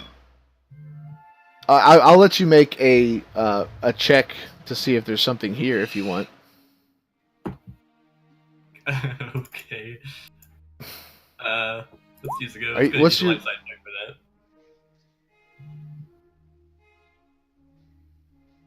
that? Okay, you're good. Is that vigilance or perception? Whichever's higher. That's impossible. Wow. But how did you go light side and didn't get the bonus? Then you still got it. What Wow, the I forgot. I that know. period. Go ahead. Well, I don't know. You might not get it. Go ahead and roll a one yellow die, and we're gonna take those purples from earlier. I've got my loot book here. All right, how do I roll a yellow die? Just add a yellow upgrade die and to your roll pull that. at the top. And roll that too, yeah. Yeah. Oh no, you got it. You got it. So you rolled 2 successes. So you actually succeeded twice. But you take 2 disadvantage. Okay, let me go to the fucking. And we'll just say you did this while you were in the hut or whatever. Where's the gear? Armor, weapon attachments.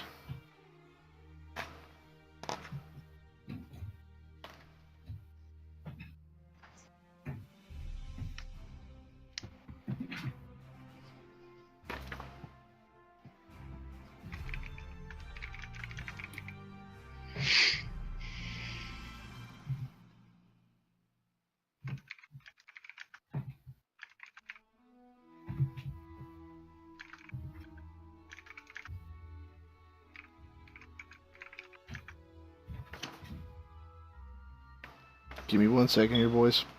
There we go. Okay, I'm going to go ahead and roll.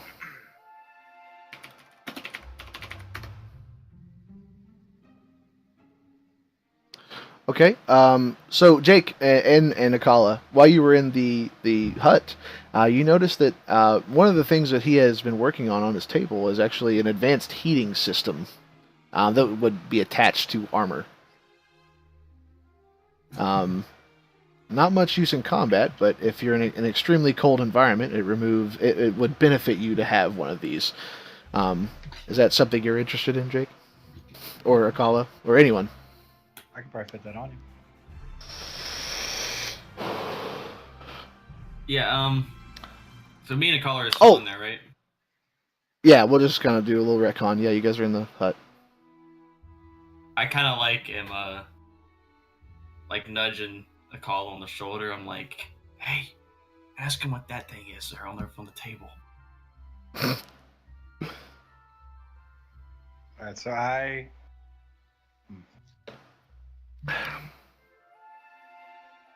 Would it be something that I would recognize? I assume like I would at least recognize the function, right? Yeah, you see like little like heating coil. I mean, it's open right now. It's just a bunch of circuitry and a bunch of bull crap. But yeah, there's like coils running up and down. You can see that it is definitely for heating, or something like that. Bull, would you mind if we use this heating equipment for now? And I promise you a bit of extra work on some of your own machines. He looks at you and he's like, that piece of shit? It's all yours, man. You know how hot it is around here? That is useless. And he kind of throws it in like the Star Wars equivalent of a trash bag. And he gives it to you. And he's like, it's broken, by the way. And he didn't say shit. He said crap. He's like, oh, that piece of crap? Yeah. He's like, yeah, that piece of crap is super hot around here. And he throws it in the garbage bag. And he's like, yeah, take it. Broken only means extra talent. That's fine with me. Sure, but if you turn that on, you'll probably die of heat stroke. Yeah. Yeah, I'm tossing that. I'm not holding that shit. I got 7 of 7 encumbrance. Jake, that is called a heating system. Note that it is broken, and just call it 1 encumbrance. Right now, so. No, he gave it to you. Yeah, I'm handing it to you. You're giving it to me? Yeah. For now. Oh, Akala, do you have your jetpack on you? Yeah. Do you? Yeah. It's in my bag. All right. Okay, Yeah. okay. No. Well, yeah. No. You got it off him. It says it says damaged functional. That's what it says. Oh, okay. This will put me over my encumbrance threshold. I'm glad you got me to ask for this. We'll put it on a bike. Let's we'll come back for it later. It's alright. Our friend glitches quite a bit. And he looks at you and he's like holding the bag and he like throws it like just back into the junk pile, maybe never to be seen again. And he's like, "No promises. I'm going to be doing some cleaning here soon." And he goes back to doing. He puts his goggles back on. He goes back to what he's doing. Brandon, take this grenade launcher. This fucking thing is the bane of our group. Get this thing out of here. Yeah, Jake's like on the ground and his droid's like holding up the grenade launcher. He's like, "Please, it's too heavy. It's keeping me down."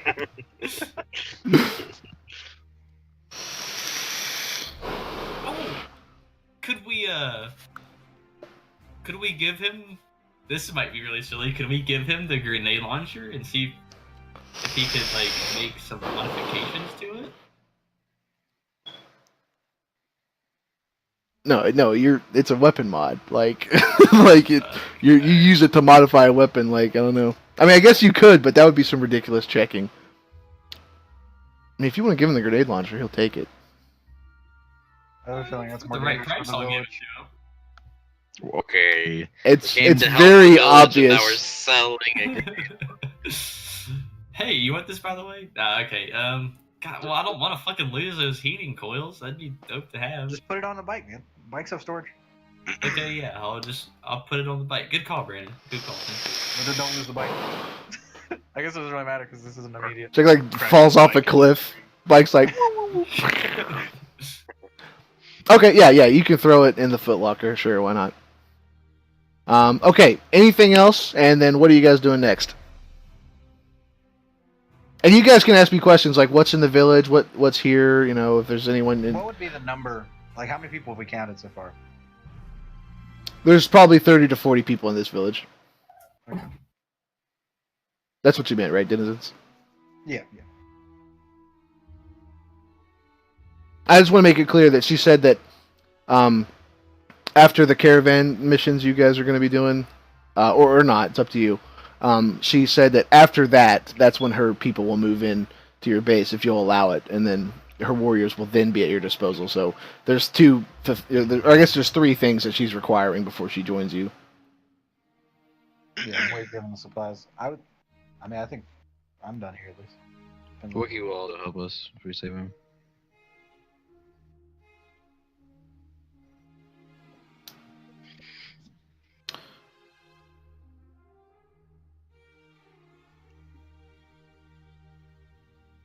All right. I guess you guys have nothing else to do. Which way you heading? Are you doing the Isis caravan, or are you doing the classical one first, or are you doing something else? It's completely up to you.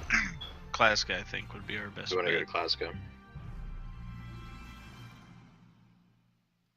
Okay. Let me turn off our happy village music.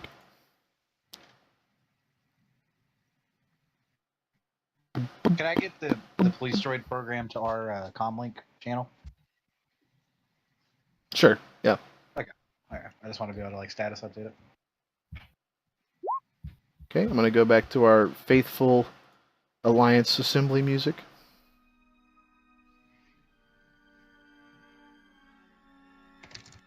This is adventure music. Actually, I am. By the way, do you guys like this music? Like, because I use it a lot for stuff. So, is it getting annoying, or does it do the job? Or I think it's a good background noise. It's fine. okay, cool.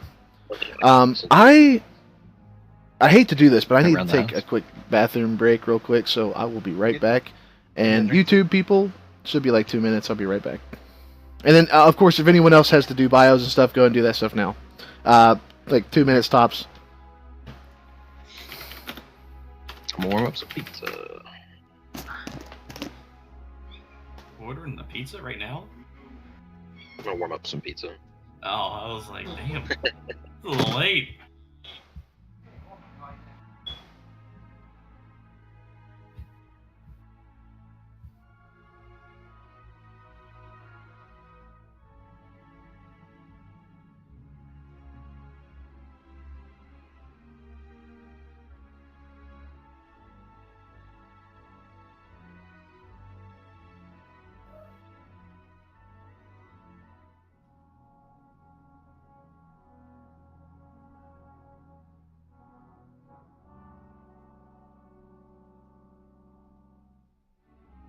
Sorry about that, guys.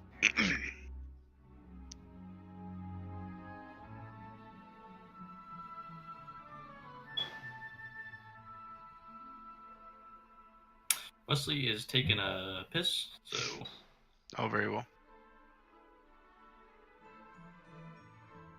by the way, my microphone came in today. I've been using it. I'm just wondering if my voice is clear. Does it sound good? Yeah, no, you sound great. What kind of microphone did you get? Some Amazon microphone. It's most likely some Chinese brand. It's called like Fifine. I don't fucking know, but I mean it had good reviews and it was definitely had a good price on it. It was only like $35. Apparently, its review said it was just as good as like those giant $100 microphones. The one you have in your D&D room. I don't know. It's probably not as good as that one, but I was reading it was just as good for the price. Yeah, the one the one I have was Like a Yeti or something. Is that what it's called? yeah, it was gifted. Or specifically I'm probably gonna get a second one, but I don't know if I can actually run a second one though. I don't think my Mac can do that. Excuse me.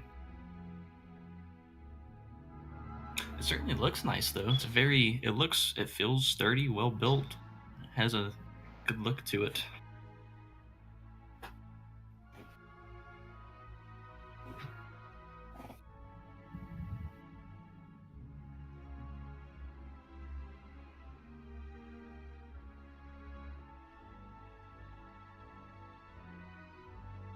Now there's no more fucking breathing directly into my microphone problems, so I can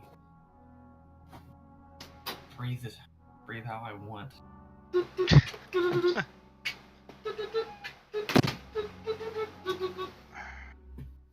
I'm sorry guys. I don't know why. I thought Brandon's picture, like his webcam, to me it looks like two people wearing tie-dye shirts standing right next to each other. Like the couch is the jeans. No one's here. I'm here. Hello. Hi. Hello. What's up? Hello. What's up, man? You having a good time? I am. I'm ready to fucking whoop some ass. So I keep thinking like Jacob changed way more than he actually did. Jacob, what did you actually change? Like, are you still like high agility, like Yeah, battles instead of high intelligence, I switched the intelligence to brawn. to brawn? Oh, Yeah. So I'm way less like computers and mechanics focused and I'm just way more combat focused. okay. So what's your what's your brawn now? You're 3 or 4. 4. 4 agility. 1 everything else. Oh. Yeah. I have 8 soak. You have 8 soak. Yeah. Wow. Yeah, What's he's your, a beef boy, man.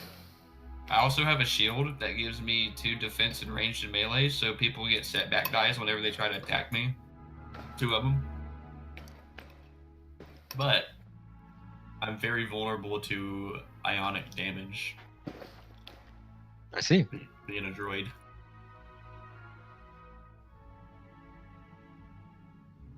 So what's your weapon of choice? You have like a heavy blaster now? Yeah, like you know the super battle droids, how they have it in their arms. Kind of like same thing for me. Okay. It's a heavy blaster pistol.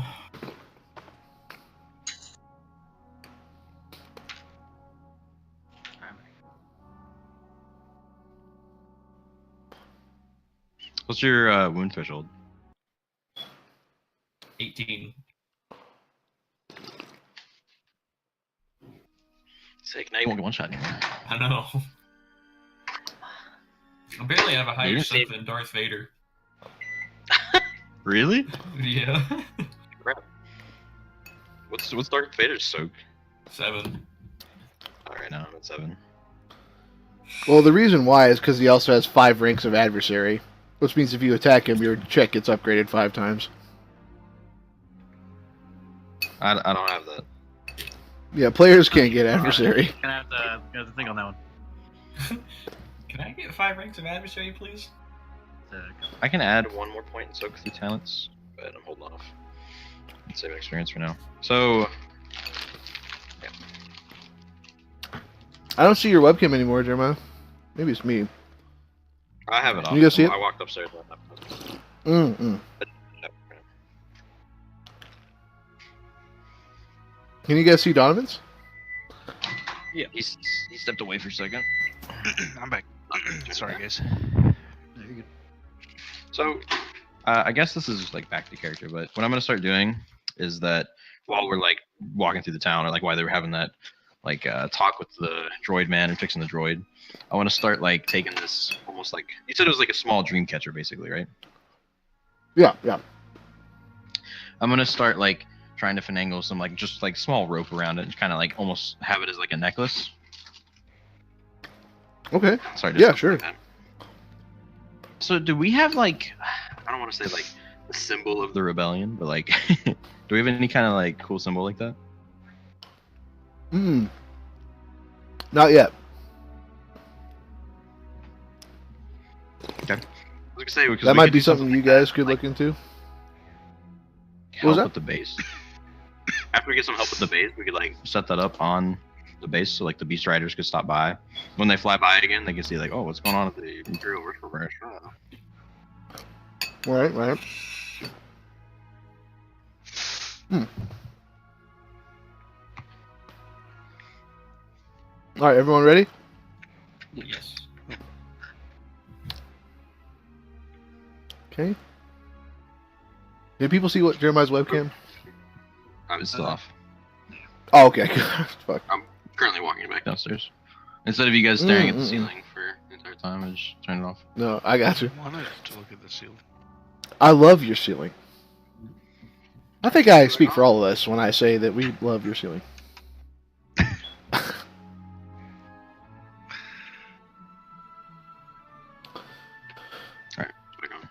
Okay. Alrighty. So, so you guys are going after the classic caravan. Is there anything else you want to do before you leave the village?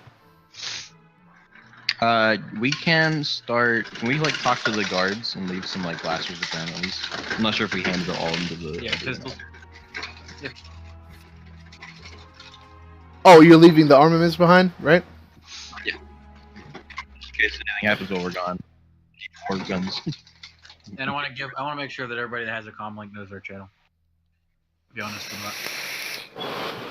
So you guys approach the young guardsman, and you open these boxes, and you're like, hey, go ahead and take these blaster pistols.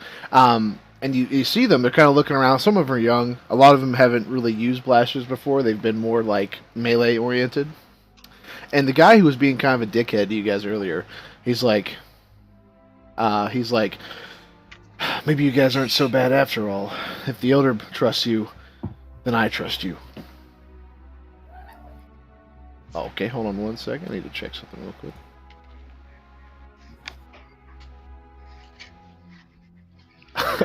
Okay. Your I'm trust sorry. is much appreciated. And is not misplaced.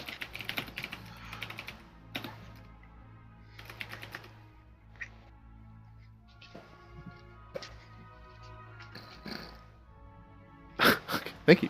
He says, if the elder trusts you, then I trust you. And he takes the blasters and he kind of throws one over to like one of the littler, like younger men.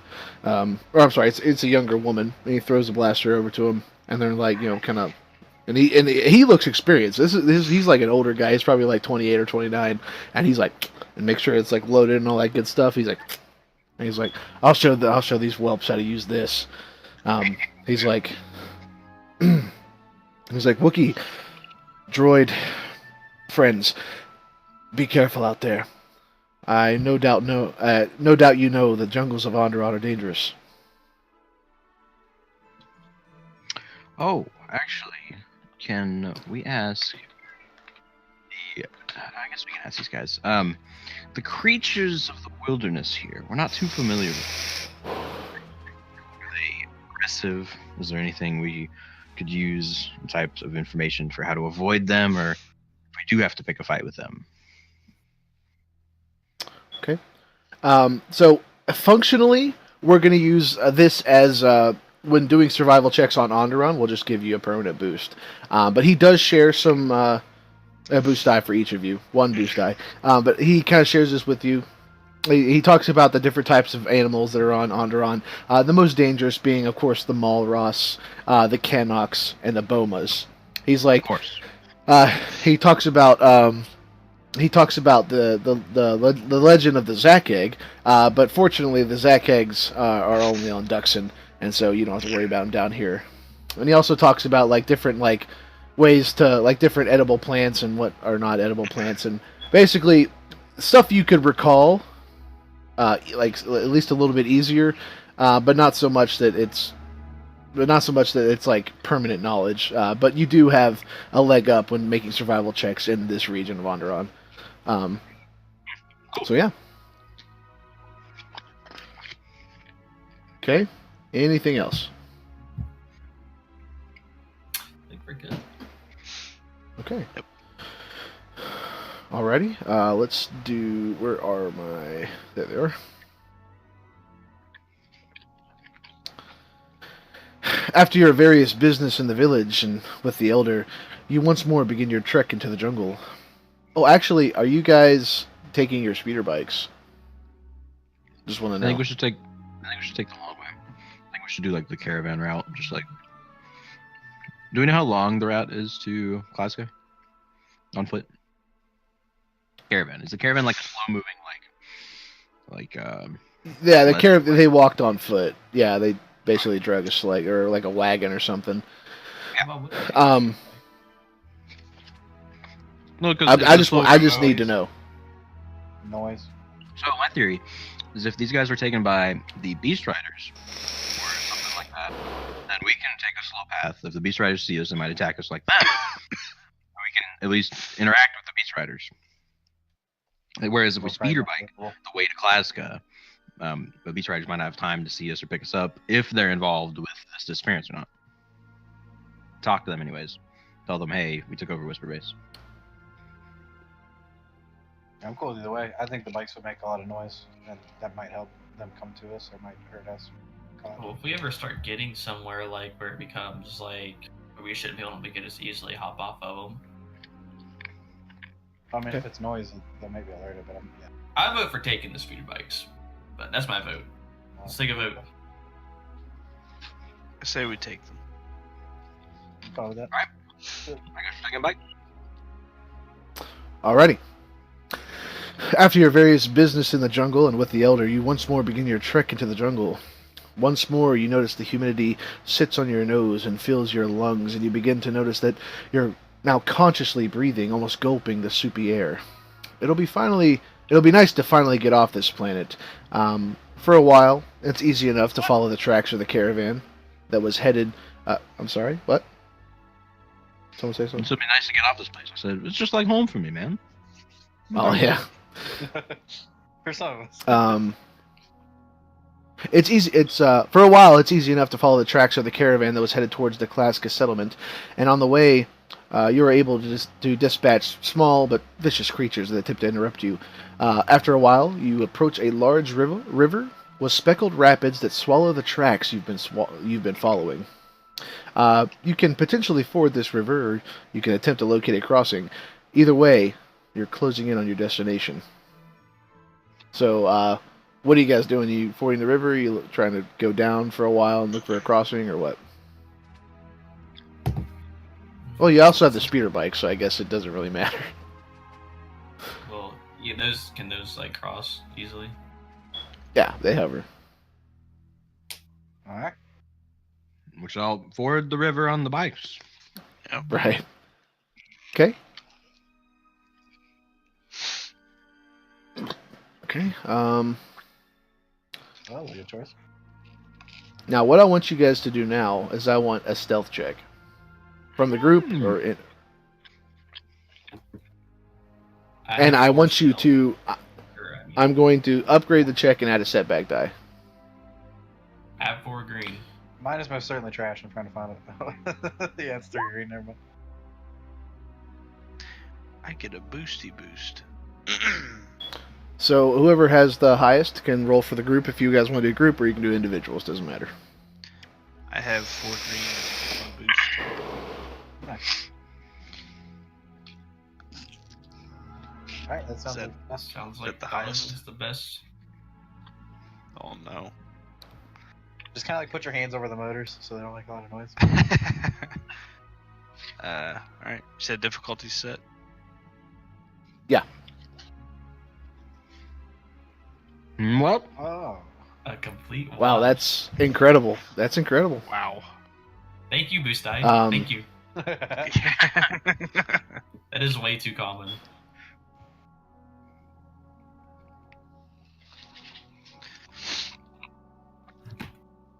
Damn.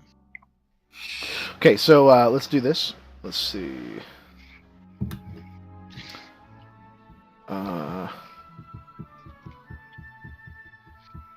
This music. Let me find some spooky music. Spooky music. This is combining good things. What if you don't do spooky music? Alright, this is really scary. I'm just kidding. There we go. I was about to say, what for the fuck? There we go. oh, Oh, that is suspenseful.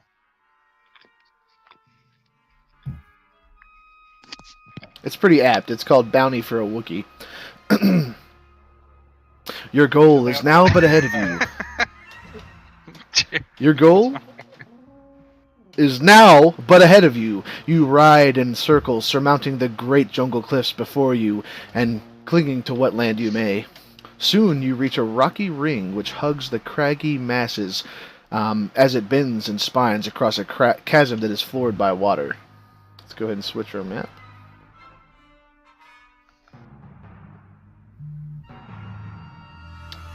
So let's go ahead and put you guys on here real quick.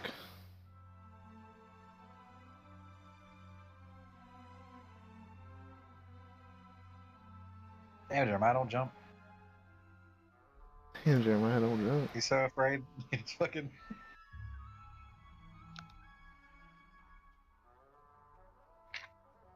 Oh, I forgot to. Oh, never mind. Doesn't matter. Okay. It's floored by water. Up ahead, you hear the clashing of metal, like old-fashioned sabers and staves. Up ahead, you hear what sounds like the commotion of conflict. Let's see. And you hear some of this. You hear.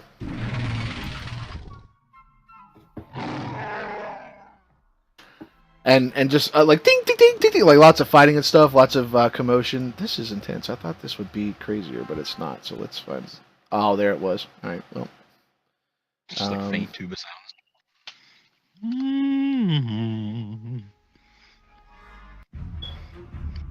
Oh, that's banging. That's good. Okay. Along the ridges you stand on, you see a collection of humanoids fighting with vibro weaponry and staves. Trandoshans and humans are warring back and forth as they chaotically ebb and flow around. Oop, that's a little bit loud. Let me turn it down. As they chaotically ebb and flow towards and away from the edge, you see the bodies of male villagers that have been slain littered around the ground like they're trade goods and supplies. Suddenly, a man cries out, "Orc! Get the villagers onto your rooping! Ride hard for the lodge!" A massive, winged beast from over here just whooshes above the canyon, revealing that it is in fact being ridden by the comparatively small man, Orc. You see that the Wookiee that the Elder was talking about as it grunts and roars, as it's engaged in combat with another Trandoshan. The Wookiee helps women and young men onto the rooping, which is a large, flat reptilian bird type creature. I can't believe this, dude. That's fine. We'll just turn it down. Helps the young women and young men board the hovering animal, all the while booting and whirling his great arms around, defending the villagers. One of the Trandoshan starts to aggressively run over to the rescue beast to halt the escape of the civilians. The Wookiee takes notice and charges to meet the Trandoshan, and they lock themselves in a heated and feuding contest of strength. Hissing and clawing and roaring and pushing, their conflict seems to last forever until... Dude, I can't stand this, man. What is going on? I need some scary fucking music.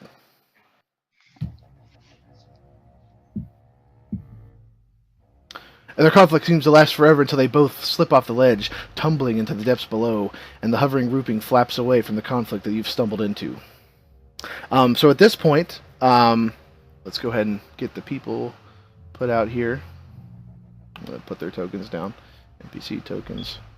So currently, the one Trandoshan and the Wookiee are tumbling down into the waters below.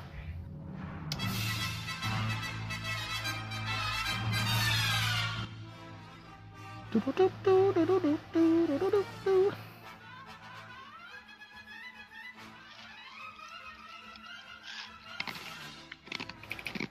get that ready? Do I see an apparent way down? Huh? Do I see any apparent way down? I mean, back the way you came. Yeah. Oh crap! How far down is it? Several hundred feet. Oh great. Probably like 100 or 200 feet. Yeah.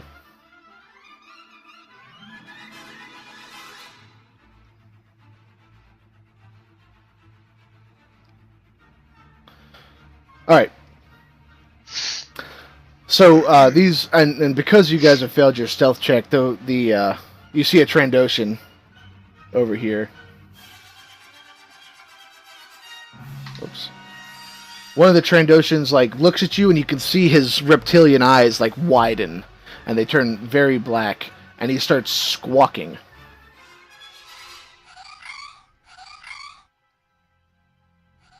And he just throatening constantly, and the other Trandoshans are Wah! And then they all they have their guns ready and everything. And let me get their stat cards. Where are those at? There they are. So there's a larger man flanking behind them, but in the back, Solara, you notice someone you've met before. You're familiar with this one. These other are just grunts and whatnot. You're not concerned with them. But in the back, he locks eyes with you across the battlefield. There's chaos all around you. He locks eyes with you across the battlefield, and he's holding a blaster pistol, and he holsters that immediately, and he yells across the chasm. But I can't yell in this voice, so just imagine he's yelling. But he yells across the chasm. He's like, "You, I've seen you before." You, it is you. I have found you. Goes, I'm just gonna let out a loud Wookiee yell, and then just make a mad dash. Now, here's the thing. He has holstered his pistol. We're gonna test this system out with you and see how it goes. Okay.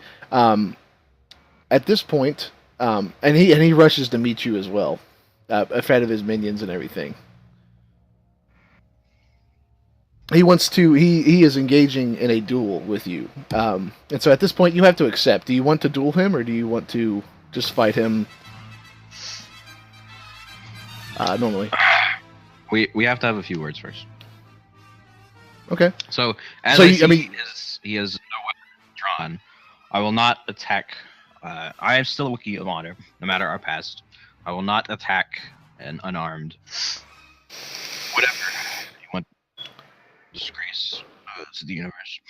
But I want to know why you're here. What purpose do you have? Isn't it obvious? Hunting Wookiees. And at this point, I need to know: are you engaging in a duel with him, or are you going to Yes. fight him normally? Okay. We're So- dueling. Okay. So here's how this works. Your strain threshold, your total strain threshold. What is that number? That's not good. 10. Okay.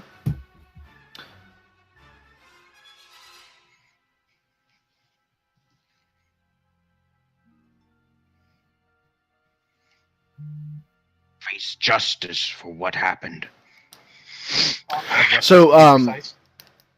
and so at this point, we're actually going to do your combat separate to everyone else's. So we'll just pretend like this is two combats.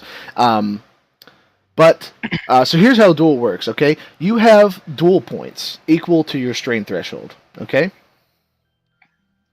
you can use any skill against him. Successes count as deductions to the duel point to the duel pool. Okay, so your duel pool is 10, his is 13, and you also have your strain. So instead of having wounds and strain, you have duel pool and strain. Okay, and they're both the same number essentially. So you can make any check against them, and any successes can be used to deplete their duel pool, and any disadvantages and advantages and disadvantages can be used normally, as well as triumphs and despairs. But I want you to know, if you do not succeed in the duel, you will be immediately set to 1 wound and 1 strain.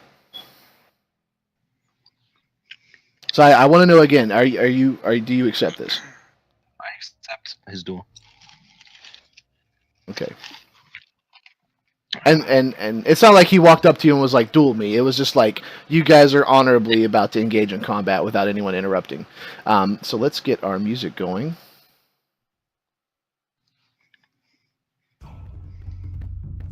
Oh, okay. Let's make it happen. Okay, so first I want you to roll, and you knew this was coming, so you can use cool or vigilance, but I need you to make a vigilance check. Let me set the pool real quick. Okay, go ahead.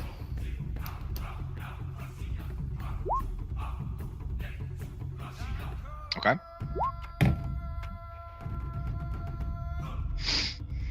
Oh, you had.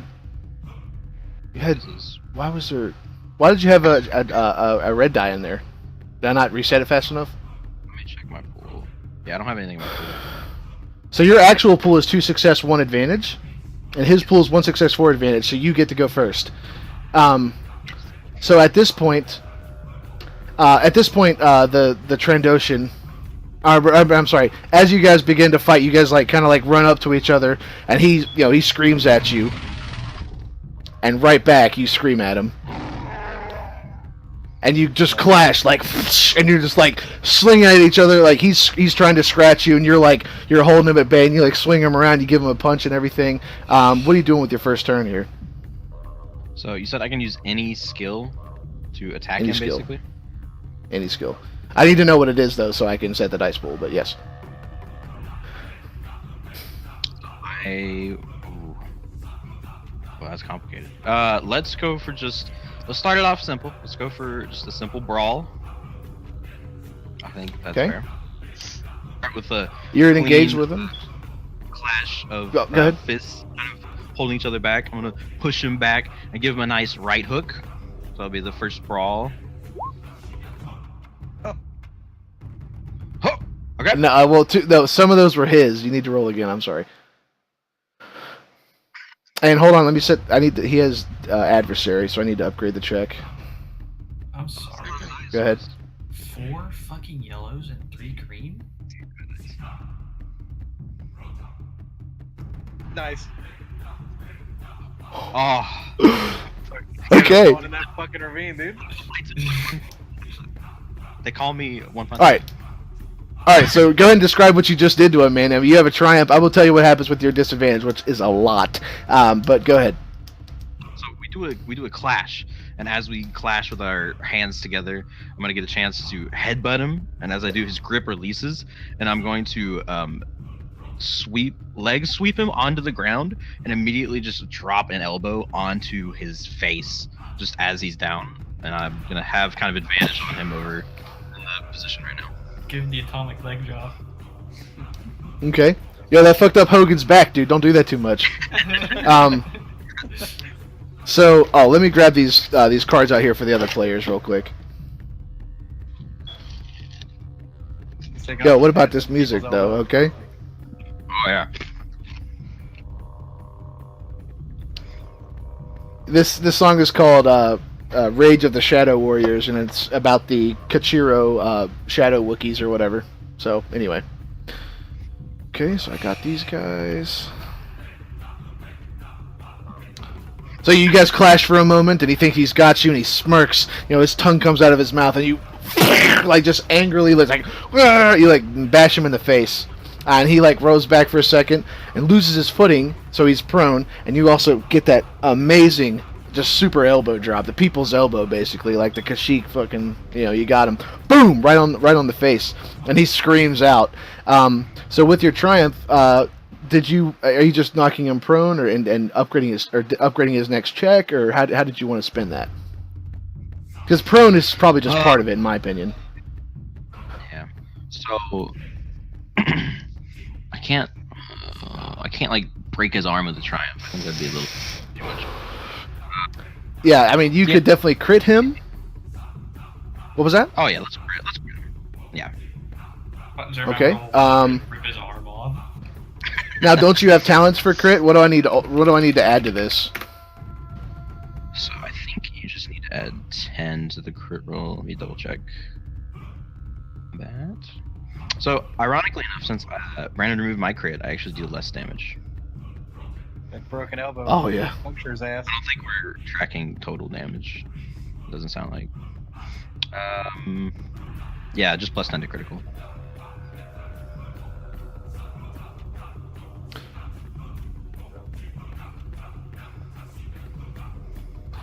Oh my god. So, okay.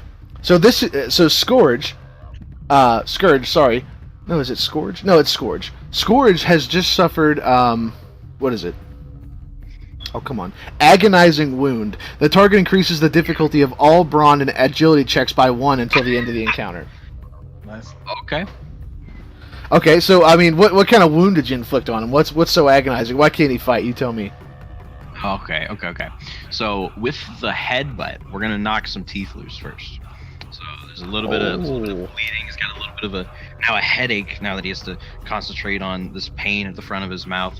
And as he's thinking about that, that's when he slams down on the ground. Now the back of his skull is just splitting open, and he's like, oh. And then as he finally is about to make his first move, the elbow drops. When the elbow drops, the front of his nose is just bashed in, and he just can't keep focus on any kind of like physical attack. So just his whole head is just messed up and splitting pain. Oh, for sure. Yeah, he's on the ground. He's rocked. All right, and there's like green blood like all over his face. He like snarls at you. There's just missing sharp teeth and everything. So he's prone, and with your disadvantage, so you've left yourself in a precarious position. While you do have an advantage over him in this kind of squat, he is his next attack against you is going to be upgraded because you're so close to him on the ground.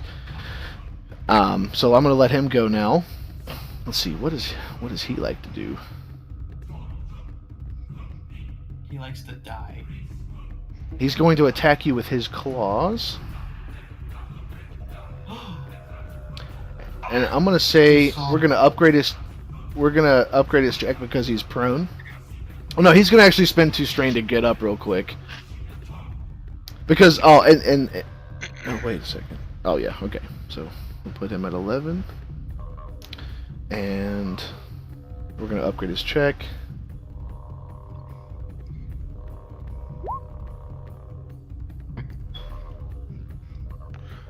Incredible. Was that an upgraded difficulty as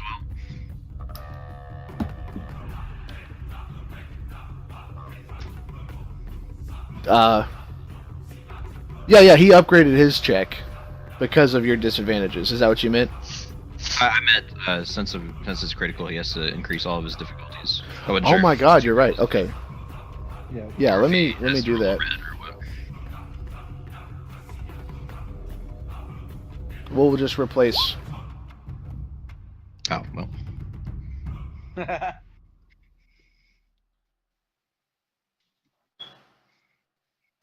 I mean, which one do you want it to replace? I guess it would be the second one. Looks like, so we can just say that. So What was 5 that? advantage. It looks like it replaces the second. Yeah, that's what I was thinking too. Okay, so he 1 success and 5 advantage, and he has. So okay, so as far as this goes, so he's on the ground, right? And as he stands up, he like sweeps your legs, and you guys kind of roll, like tumble over, right? And you both stand up, and as you're getting up and like lifting your head up, he like just brings this great like Trandoshan reptilian paw across your face, and it's like rips down your face. So I've decreased your duel points to 9. If you want to it's just successes. So you went from 10 to 9, and he has 5 advantage. Let's go ahead and activate his critical for 2 advantage.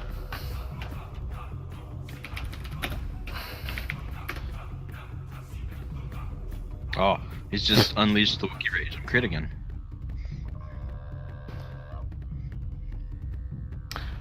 He inflicted a minor nick to you. So I guess maybe he doesn't actually get in that deep. He just cuts you slightly, and you take a strain. Wow. Okay. Now, for the rest of you, I want vigilance checks from... oh yeah, he actually has 3 more advantage. Give me 1 second, boys.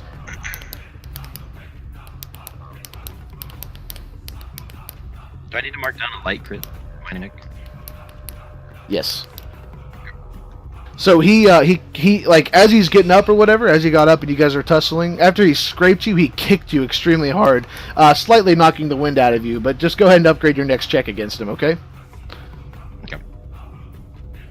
And I've actually, yeah. So they're just kind of beating on each other. I got a sound effect for this. Okay. So okay, I want Corvin, Akala, Glitch. Go ahead and roll vigilance. Let me set the difficulty so you guys don't mess that up or not. Okay. Whoops. Bastards.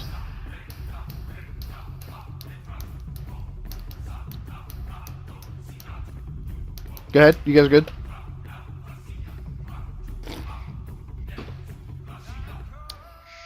Mine's off. Mine's coming. You stole my roll. I hit him with a sick ass with light crit. Excellent, Excellent. excellent. Now I'm doing... Vigilance is willpower, right? Yeah. Okay. Yeah. Good God. This guy Sure. made a 6 real quick. Look at that. Straight double. It's me. I'll be dead in 2 This hits. guy is ready as fuck. This guy's been ready for fucking years. Okay, so looks like we've got... Let's go ahead and do the initiative order this way. We've got an NPC. And these guys are operating as a group, by the way. It's a minion group. And this is a big boy. So looks like we've got... Looks like it goes NPC, PC, NPC, okay. PC, NPC, PC, PC. Okay, we've got an NPC up first. It's going to be the big boy in the back. He's carrying a large blaster rifle. And right now I would say this range is probably long. So he's going to run past Well, he's going to move up. Let's see, this is long, so he'll use one maneuver to move that far, and another to move this far. So he takes 2 strain. 13. Okay. And he's going to take a shot at the large droid. Bring it on. Don't forget them 2 setback die. So it should be like this, and then 2 setback die, and then he has...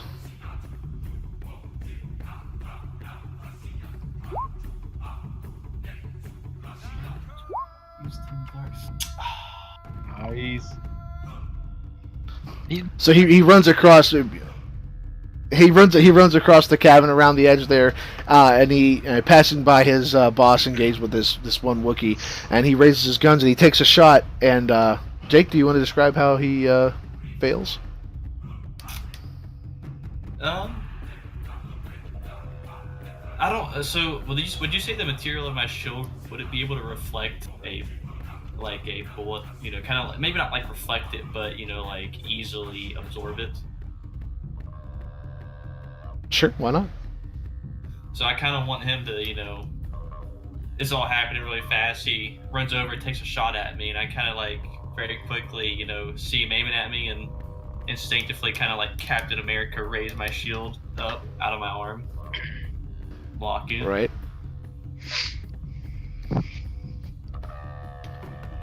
Sure, yeah. So he runs up, he tries to take a shot, and you're like, and it's like, they just kind of like fly harmlessly into the jungle. We've got a PC up. Who's going? Oh, he has 4 disadvantage, by the way. We'll say... Fuck, man. We'll just say... Upgrade my next check. Maybe. No, let's say maybe he bumped into his boss. Oh, whoa. He bumped into his boss, maybe he upgrades his check. It's up to you. I mean, well, no, it's up to me. Cause no. Yeah, it is. No. Is it? I'm pretty sure it is. Yeah, we're just going to go with that. It's my decision. So, yeah, maybe he bumped into Scourge and kind of offset his balance. And Scourge is like, "Ah, you idiot!" And so we're going to upgrade his next check.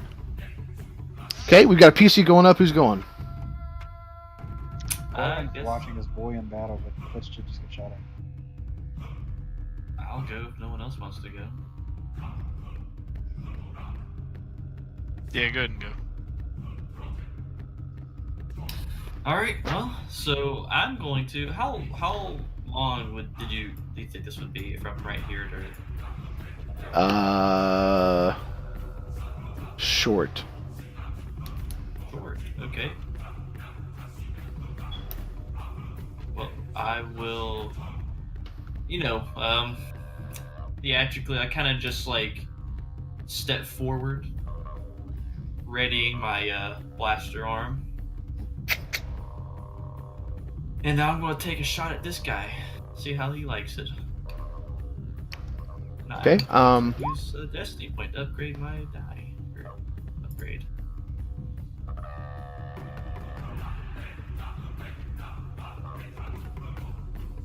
Alright, you ready? Is my difficulty set? give me a second. Where is it? God, good lord. There we go. Okay, you're good.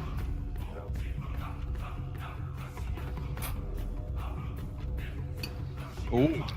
Oh. God damn, 2 reds? Wow. 7 successes. Still in spare though. Yes. 1, Jake, he has adversary, and 2, he's engaged with he's in engaged range with your friend. So that shot means you're going to hit him as well. So let's see what. So you want to describe how you hit him here, or what's going on? Because you've got an advantage of 4 successes. And how much damage do you do, by the way? That is 7, 8, 9, 10, 11 damage. Okay.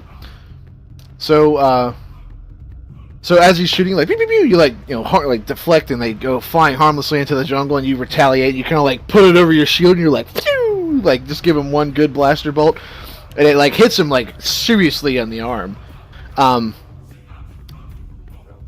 sorry. Yeah, it hits him like seriously in the arm, and just like out of a rage, he like screams, right, and he throws his gun down, and he like does one of these, right, and hits Solara, and we're gonna do.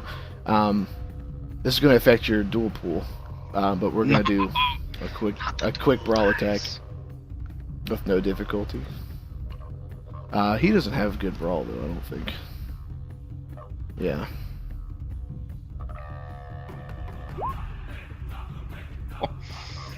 Okay.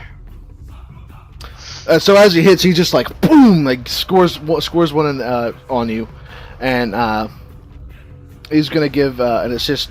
He's gonna give 2 or 1 assist to his boss, but he also does 3 hits towards your pool. Yep. So you're at 6 now. Okay. So that was the despair. Jake, what are you doing with that advantage? Let me check my. Can I use that? Do I need 1 or 2 advantage to boost someone else's? 1 for the next person, 2 for a specific person. I will boost the next person's check. Whoever it is. Okay.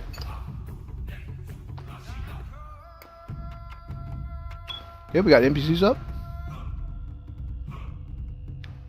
They pull out like these blaster pistols, and they are also going to run up. Let's see. No, actually, they're going to stay where they're at. That's probably medium range, so they'll have a hard check. Ranged light, so it should be 2.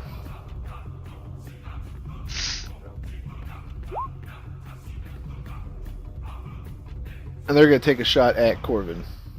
Oh no.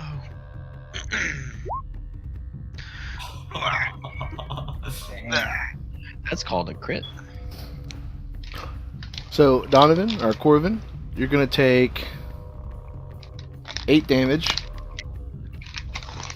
Minus your soak, of course. And they're going to trigger a crit on you. Fuck.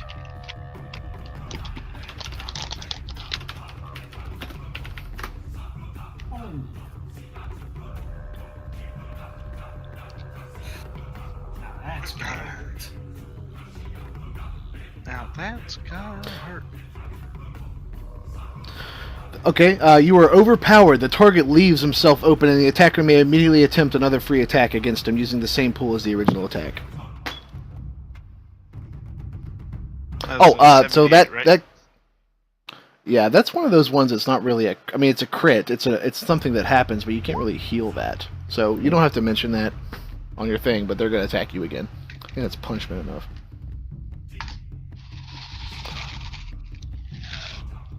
God damn, that's a strong crit. Am I reading that right? Jesus Christ. This guy just single-handedly beat my ass. So you're taking another 8 damage. Minus your soak, of course.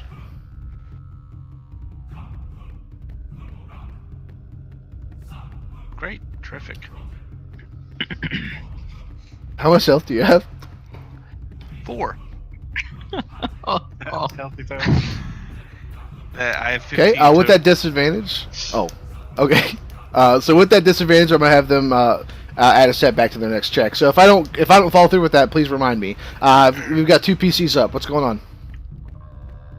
Corvin, in response to being completely obliterated here, oh no, I can't move my little token. But I'm assuming, is this like this little outcropping here? Is this like some sort of cover or anything, like a low cover? I don't know. Is there cover there? Yeah. You know what? Let me just As Corvin looks over as he takes blaster fire, there's some cover. Yeah, you tell me what's over there. in the Yeah. outcropping. A fucking rock flies out of the ground. And as Corvin goes running over, there's he notices a long cylindrical tube-shaped object with a trigger and an explosive sitting next to it. Oh, do you? Did you find a fucking? A string of just some TNT cover. to the bridge. Also a mini nuke. Oh man. Oh my god, it's A fat man. Oh my god. No, there's. So yeah, you now have what is known as half cover, which is 1 setback die to all attacks made against you. Perfect. So Corvin moves over there and slides up against the wall, and then as he does so, he drops his rifle up and stabilizes it, and then takes aim at one of the little minions way back over here, takes a shot. Okay. So we'll move you up like right there. So that was a maneuver. If you want to take some strain, you can stip yourself with a stim pack or aim. Give yourself a boost die, or you can just shoot at him. It's up to you. I will. I'm just gonna shoot at him. Okay. Can I shoot at him and suffer strain to use a boost med pack? Yeah. Okay. How much strain would it be to use the med kit? 2. Okay. All right. I'll do that. So here's the shooting the weapon. Go ahead. Okay, so you like pew, pew, pew, pew, pew, pew, pew, just kind of like lay out fire across the canyon, and just like harmlessly hits the ridge behind him, and they kind of like they're like ready for the next attack or whatever. You have 2 advantage. What are you doing with that? I'm using that to immediately drop back down behind the half cover and pull out my little stim pack and beep, stick me with it. Sure. Yeah, absolutely. Okay, Brandon or Akala. So what would be so how do grenades work with the ranges? Medium would be a setback, or is medium okay? Medium would upgrade the difficulty because they're short range, I believe. So short. So where could I move to short in 1 movement from here to the medium pack? You're at long. No, you could move to medium. Okay, so he'll maneuver. Oh shit! Can I get my token? Oh, you don't have control of it? Yeah. No. So lame. There you go. So I will. Let's say maybe like this is 1 move. You would say? Yeah.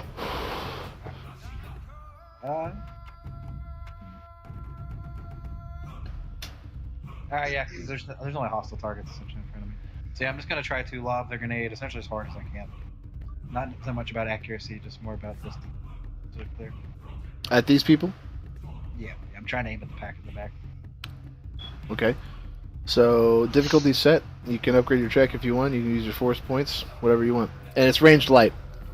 Right, okay. Don't miss, please.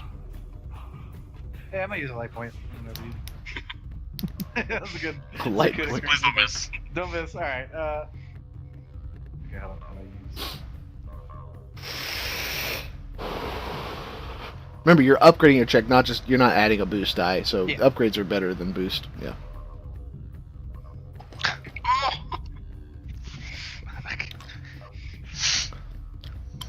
So you don't do any damage with. I think that's how. Yeah. What blast quality do grenades have? Does anyone know?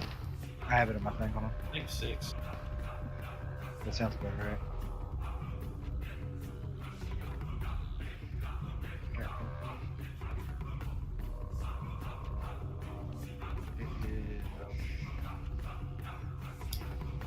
Okay, well, apparently it's showing me my army up there. The last 6, yeah.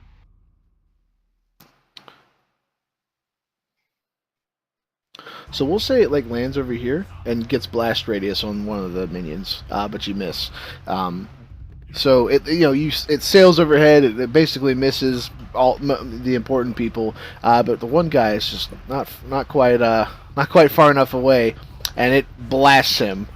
He's dead, and he goes flying into the middle here. He's like, ah! Yeah, like squawking the whole way down, like like just like freaking out. Yeah, he's dead. So let's do dead boy. There we go. Okay, we're at the top of the round. Jeremiah, Solara, it's your turn. So did you want me to add the talents into these attacks since they're brawl attacks? What Yes. they do is they add 3 total more wounds. Well, if it's wounds, it's not going to apply because you need successes. There are talents that add successes and stuff, and you could add those. But if it's just wounds, you guys aren't just say doing they add wounds. damage as well. Yeah. Yeah. Okay. So he's not using any talents like that. So just so you feel good about that, he's not doing anything like that either. I just want to clarify. I will use a light side point, and as his buddy bumps into him, he gets distracted for a moment, and as he turns back to me, just to scare him, I want to try to put some fear in him. So I want him to get a glisten off like the sunlight and like a little bit of like the humid area here. I want him to see the glistens of my claws, just as like it looks like they're about to almost come out. But I'm gonna go in for another brawl attack. Okay. He's adversary. That's going to do that. And then, I can't remember. I think he upgrades his next check. Did he do anything to you? Oh, no. I think you had a setback from the guy. Yeah. So, your 5. difficulty is set. What was that?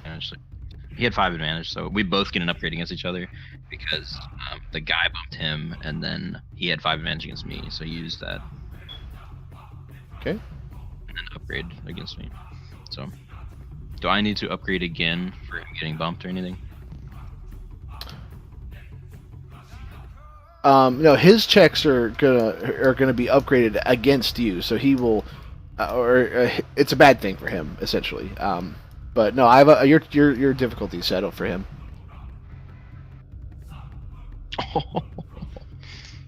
Okay. Wow. Damn. Look at all that. Okay, so you weren't able to hit him this time, but you have 5 advantage. What are you doing with that? And then we'll describe it. If you want to describe it, go ahead. So for first, I don't know how many. I want to crit him. So normal weapon attacks are criticals 2. So can I? I mean, you could also deal strain damage to him with that stuff. I mean, whoever drops a 0 strain or 0 dual pool will go down. How many would it be for crit? 2 or 3? 3. Okay, I'll do another crit. And since he has the last one, does that just increase this one by 10? Yes. Is that how that works? Oh goodness. Can I use the other advantage to increase that as well? Oh goodness. You know what? Because it's a duel, yeah, let's do it. Yeah, the other 2 advantage you get plus 10 plus 10 more plus your ability, so it's plus 20, right? Yeah. What did you roll? An 87. Oh. He has a horrific injury. I missed the hit, but I ripped his arm off. No, we'll just say that you didn't wound him. I don't know. We'll just figure it out. Yeah, we'll make it work. It turns out he had a prosthetic arm the whole time, so it didn't hurt him when it came off. It wasn't screwed on. Oh my god, he's fucking up. Oh, that's D10. I think if you meant to do the 100. Okay, so he has a horrific injury. Let's see. Roll a d10 to determine which of the target characteristics is affected. 1 to 3 for brawn. Blah blah blah blah. What? Another plus 10 to criticals for feral blows. So it's plus 30? Oh my goodness. What? Wait. So wait, you said it's plus 30, right? It was plus 10. It's plus 10 for my feet. Plus 10 because he's already had a critical this fight, and then plus 10 for the other advantage. So plus 30. So 117. Oh my Dude, god. This dude's ribbons, man. Yeah. Okay, now he's blinded. The target can no longer see. Upgrade the difficulty of all checks twice. Upgrade the difficulty of perception and vigilance checks 3 times. God damn. Alright. Okay, tell me how you fuck this guy's eyeballs up. So he sees the glisten of the claws come out, and as I'm like, it's my face. I'm gonna like brush off any blood, and then I want to just shoulder check the guy's chin. So as this happens, I'm just doing like a shoulder charge at him towards the edge of the cliff, and as he gets, he withstands the blow with his hands, but as his hands come up to his head, they kind of strike again in the same place where the elbow dropped, and parts of his like nose just go up into his eyes, and now he can't see. Oh my goodness. Okay. Jesus Christ.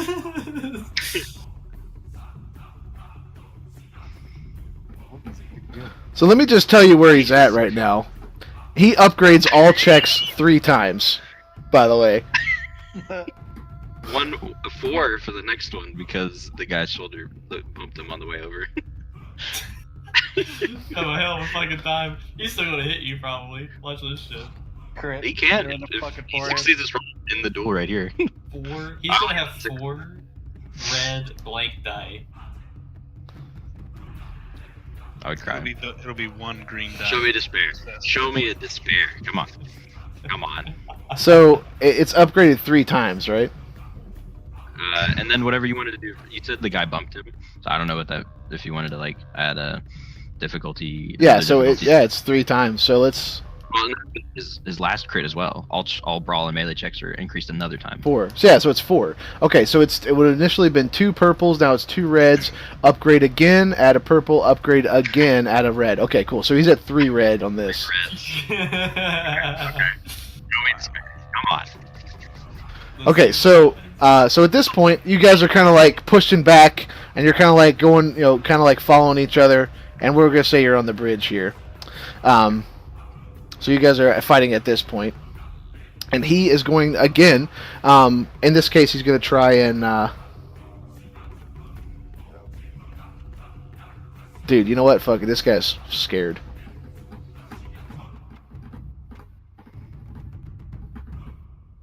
Let's do. What's his melee? Let me check real quick.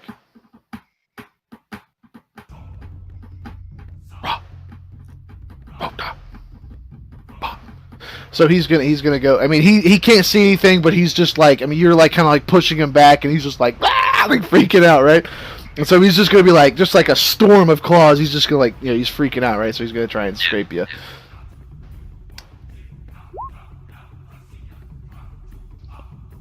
Damn. Okay. He didn't hit at least. Yeah, Wow. Oh. Wait, he's missing the purple die. I'm also now blinded. No, the purple. So one the purple was upgrade already gave him a another purple, red. and then one upgrade turned that purple to red. We're both now blinded. So in like a whirling dervish, right? I mean, he's like just scraping around, and just like as you're doing this, right? You like lose your footing for a second, right? And just the wood of the bridge just under you, right? And you like kind of go into the ground for a second, right? You're like in there, you're in the ground, and so his next attack against you is he's gonna upgrade it twice. So I'll only have 1 downgrade. Yes. He's gonna upgrade it twice. Well, no, I don't know if they cancel out. No, they don't cancel out because it's triumphs and despairs. So he's just gonna have better pool. Yeah. So he's gonna upgrade his next check twice because of the precarious position you're in. Wow, that was crazy. Okay, go ahead. We've got a PC going up. No, we have an NPC. Sorry. So this guy, he's gonna fall back. So this is probably short or medium. He's gonna fall back to like here, and he's gonna take another shot at the big droid. So medium.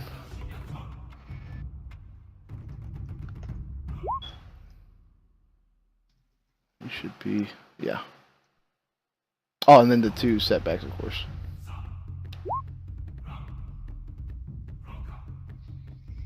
Oh shit! He didn't hit, but I'm crit.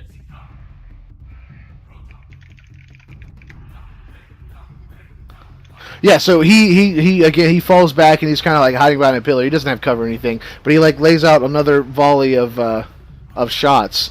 He misses, but behind him he hits the cliff and a rock falls down like a kind of like a baseball sized rock and conks you on the head. And he's going to use that to crit you essentially. So we're gonna go ahead and reduce that by 10. okay. So it's a 68. Oh, whoops. Oh, it's the same crit. Scattered senses. Remove all boost die from skill checks until the end of, or until the crit goes away. God damn it! Knock that bolt loose again. And with his advantage, he's going to heal a strain. Okay, we got PC going up. I will retaliate.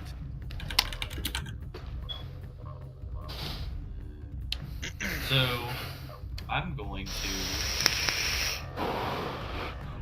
Let me just double check my inventory here real quick to see.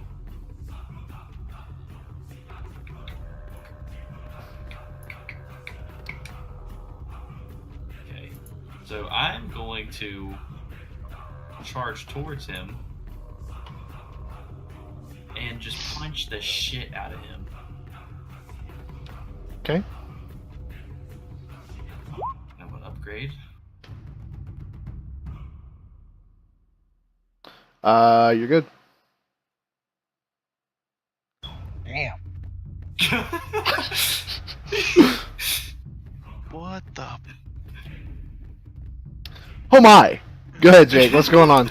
Alright, so I'm gonna say like he was still continuing to shoot at me, but you know they're kind of missing me or they're hitting my shield, so I'm kind of just making like a slow approach towards them. And there's gonna have like a little ceasefire moment where I drop the shield and immediately just run at and jump and just punch the shit out of his face. Okay, how much does your brawl do? Where do I check that? Unarmed? Okay. 4. So 5, 6, 7, 8, 9. And it has disorient 1, knockdown, stun setting.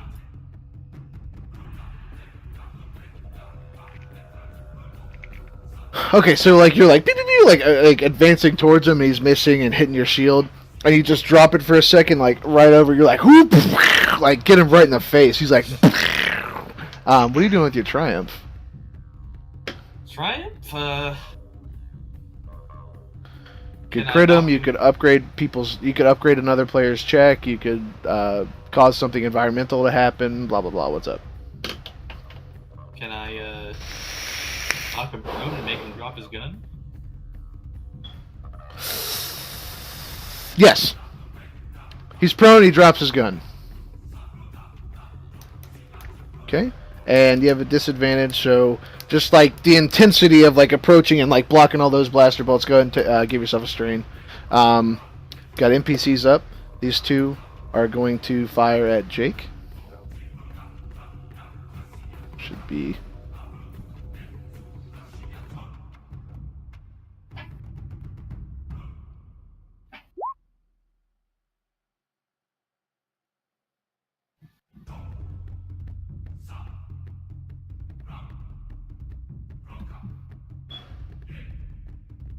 Okay. Should be 1, 2. Yeah.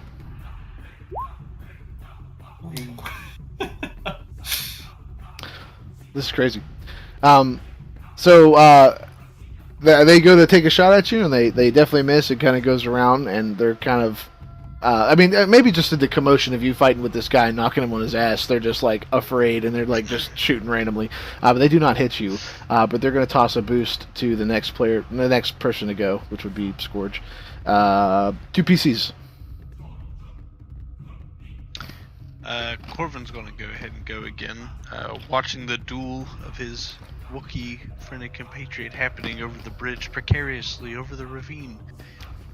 Knowing that he can't help him from this distance, he turns to his nearest targets, those little minions across the way, and he takes another shot. Okay, so that should be long range. Is your weapon medium or long? It is medium. Okay, so that'll be like this. And you are good to go. Ooh. Pew, pew, pew. Alright, how much damage you do? Well, Was that 4, 12? Yep. Okay, they're both dead. Tell me how they die.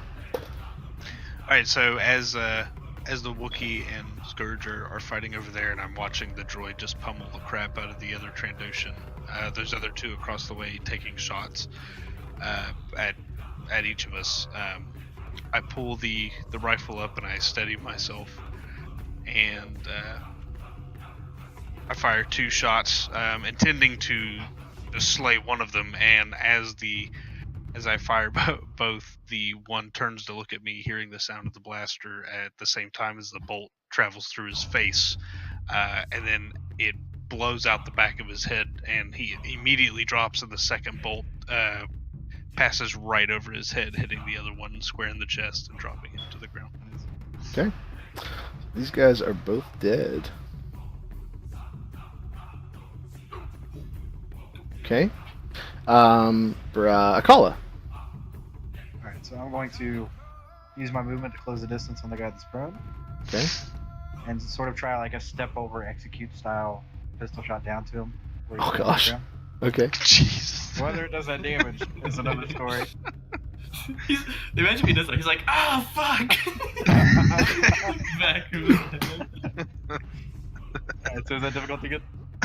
Yeah, you're good, man. Fuck. He's prone though. Don't you get upgraded? I don't know if it's upgraded. I think it's like a boost or something. Well, You roll want me to roll a a yellow? boost then. Oh, hold on, let me choose one of them.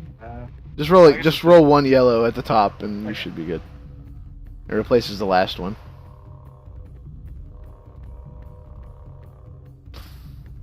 Not enough. It's a wash. Just the advantage thing. So, I mean, walking up to him. I mean, yeah, he's freaking out, right? Like you're about to execute him. He's like, and you like, pew! Like you definitely miss, and it smokes beside him. And he's like, ah!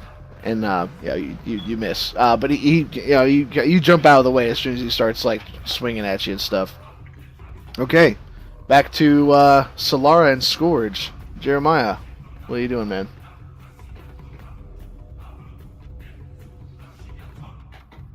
I can't hear him. Can anyone hear him? Nah, he's I can't hear him, though. muted. Test. Yes, you're back. Can you- Can you hear me? Yes. Yep. So what would it take to get up and attack him? You can use your Right now, I'm maneuver falling to to. the bridge. Yeah, you can use your maneuver to get out of it. But just because, like, just how combat works, it's happening like simultaneously as you guys are engaged and stuff. He's gonna upgrade his thing twice against you. So I will take my movement to get out of the hole in the bridge and do another running brawl attack against him. Okay. I will use another light side point because it's getting scary. Okay. Attaboy. Attaboy. Okay.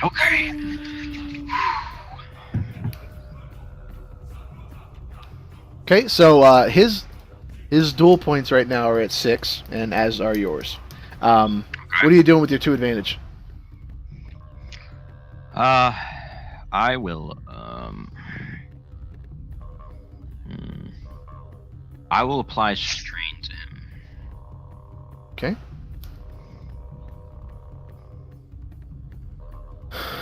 So as you lift yourself out of the hole in the bridge, you come up with this like incredible, like this bestial uppercut, and you like knock him back, and he kind of like stumbles back for a second, and now he's going to attack you with. Good lord. Okay. 3 downgrades, 2 upgrades. 3 upgrades. Oh no. What's this? 4 yellows and a green against me? And so now it would be 2. And how many upgrades is it? It's 3, right? It's just 3. 3 upgrades, 3 downgrades. Yeah. 2 So reds and a his blue. normal thing is 3 and 1. So you upgrade, it becomes 4. You upgrade again, no, just 1 upgrade. Yeah. Wait, what? No, I used a dark side point, so it's 1 green. And then Oh crap! and then this is going to be 1, and then he upgrades once, twice, and then he upgrades again, and it becomes that. So 2 reds and a purple. Yeah. Oh, okay. Okay. Let's take it. Oh goodness. So he as you uppercut him, he's like he's still blinded, and he comes back and he basically like hugs you, right? He like hugs you, and then he like just lifts his head up and like bites down into your shoulder hard, like he's like like just tearing into you, right? And so you're gonna decrease your duel points by 2. 4. And he has 4 advantage.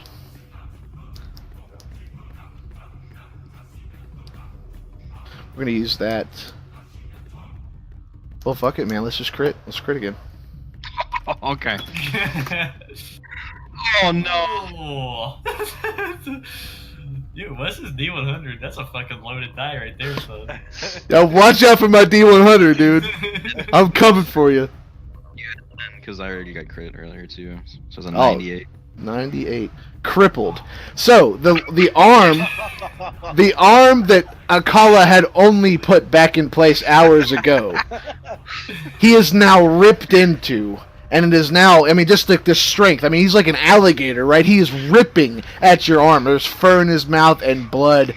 And even though he's blinded, I mean, he rips your arm out of that socket again and pulls up, and you just see like all this fur and gore in his mouth. And he just like licks across it. And even though he's blinded, and he thought you had the upper hand on him, he's still, I mean, just crazy vicious. And I mean, maybe for once in your wiki life, you might be afraid. Okay. Okay. This guy is. One difficulty, right? Oh yeah. Let me check real quick. It's a hard crit, by the way. I think it was just add 1 to every difficulty. This is With the use of that arm. increase the difficulty of all checks that require that limb by 1. Yeah. This is the goriest battle ever. This is nuts. So. Dude, you see this blood feud? Okay, these people don't like each other. All right, they don't like each other. All right. So let's do. Yeah, that was Scourge, and he did that for the crit, and then he's also going to heal a strain. And then what does he do with his despair, though? What in the world? What? Jeremiah hasn't bathed in a while, so he has scurvy now. Scurvy. Of all things, the good. Ah! The long con. Jeremiah, this is your duel, man. You tell me, how's he despairing here? Oh man, how does he despair? I want to crit him again. No. Oh my god. His eyes like shoot out of his head. He's like, no! Dies. Could I crit him again? Despair. I mean, it's his attack, so I don't know. I don't think so. I don't think so. That'd be hard to pull off a crit against him. It's as he's biting into me. We could give him a hard check to see. Maybe. I mean, you could. Go ahead. After he bites into me, I kind of try to like push him off pretty quickly, and he gets spun around.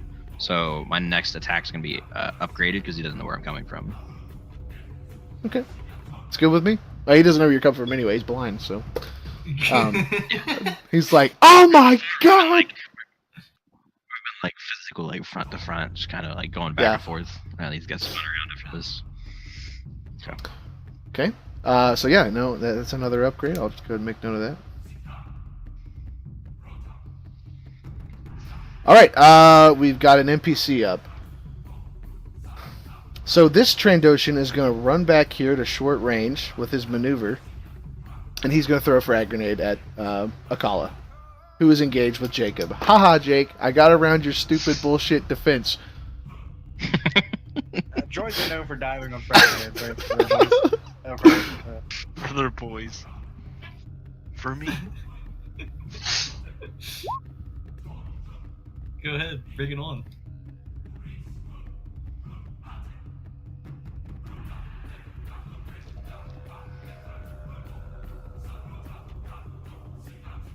Okay, there we go.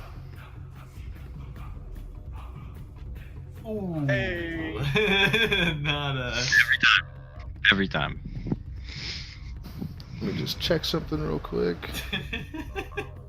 Great, 51 man. blast 6.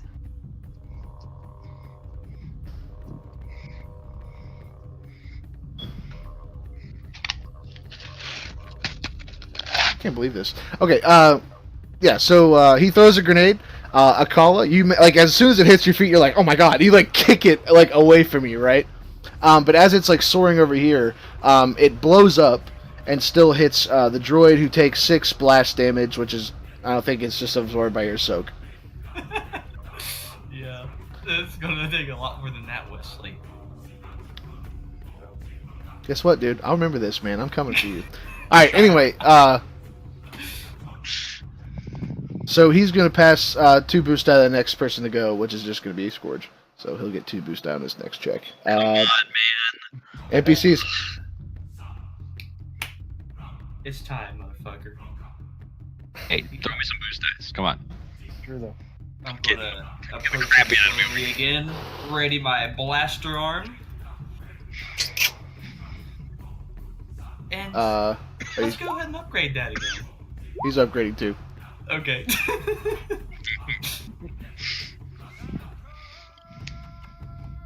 Go ahead. You ready? Ooh. He's dead. Tell me how he dies. Nice. So, I'm gonna like slowly walk towards it with my shield. Wait, I gotta towards my can. So, got my shield in my one hand and my blast like this. I'm kind of just taking shots at him. You know, some of them are missing. Then they start hitting. They're like 1. He's like, oh, 2, oh, and then like 3, and then he falls over into the ravine. Falls into the ravine. Okay. So I would say he's like backing up. He's like pew pew pew pew. He's like shooting at you, and you're like pew pew, like advancing on him. And he gets shot once. He gets shot twice, and on that last shot, he starts tripping over the 2 bodies he's walking over, and he goes to fall over, and then you dome him in the head, and he's just falls like way into the ravine, and he is now dead. I've got 2 PCs up. Wait, I think we have to watch Jeremiah now. What about the advantage? What about the advantage? Oh, the advantage. I crit Jeremiah's adversary. Oh, No, I'm sorry, that's not how that works. Yeah, I'll give Jeremiah 2 boost die. An upgrade, sorry, to say upgrade. 3 is an upgrade, give an upgrade. Okay. So yes, at this point, boys, I think it's time to watch the duel play out. it's almost over. So It is almost over, and this is getting close, man. I mean, yeah. So, yep, Jeremiah, go ahead or Solara, go ahead and tell me what's going on, man. So, seeing the victory of my compatriots over the other were they all Trandoshans? Yes. You're very Other Trandoshans. It filled me with such raging. Oh. From the despair, I have an upgrade. From the light side point, I have an upgrade, and from Jacob, I have an upgrade. Okay. And Damn. for this attack, where I've spun him around and he's blinded, I want to, since I now have a crippled arm, what I'm going to do, I'm going to run up and just drop kick him. Like, okay, so in Smash Brothers, Missed. have you seen Bowser's match? Bowser. Yeah, he's like kaboom. Yeah, I know what you're talking about. Missed the drop kick there, yeah. Feet into his spine. Just jam him against the wall here. Okay. You upgrade, do your upgrades and stuff, and your difficulty set. Come on.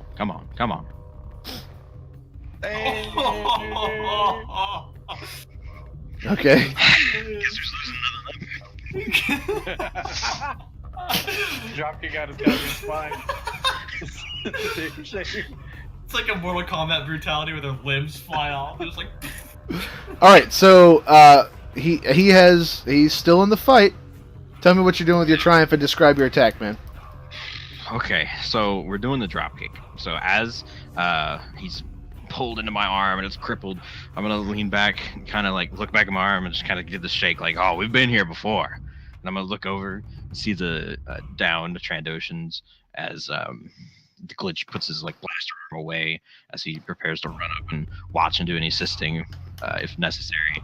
I'm gonna run, do this big Wookiee battle cry, and as he hears it and turns towards me, his head has turned, and his body still straight as can be as he looks back over or tries to look back over his shoulder. Right. You can see the blood pouring down his face, just his bloodshot eyes that he can't use, and he's just gonna almost go like ragdoll as the feet, this giant Wookiee feet, go into his spine. He's gonna let out this awful cry as his chest first slammed against this rock wall, and his head and kind of rest of his limbs just kind of flop back onto it as well.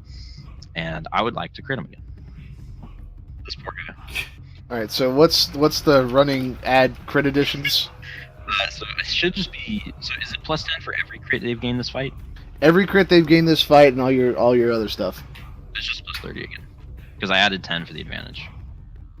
So I don't have any advantage, so we'll just add 30 again. It's got 2 crits, and then it is plus 30. Okay. Oh, 32. He got lucky on that one, dude. I was like, it's almost. 32, okay. Loaded. I was gonna say 2 was the one that was like a nick earlier. Oh, no, this one's plus 30. Yeah, that's what I'm saying. The That's 2 very spin, he gets a strain. Bad for us, good for Wes. He hits the wall, bounces off, fine. He's chilling.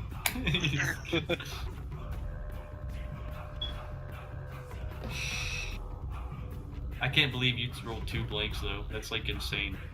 I like that the triumph That was could the have first been one. it. That could have been the end of the duel right there.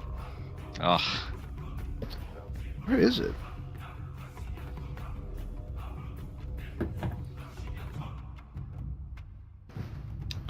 Let me just check something real quick. Whoopsies.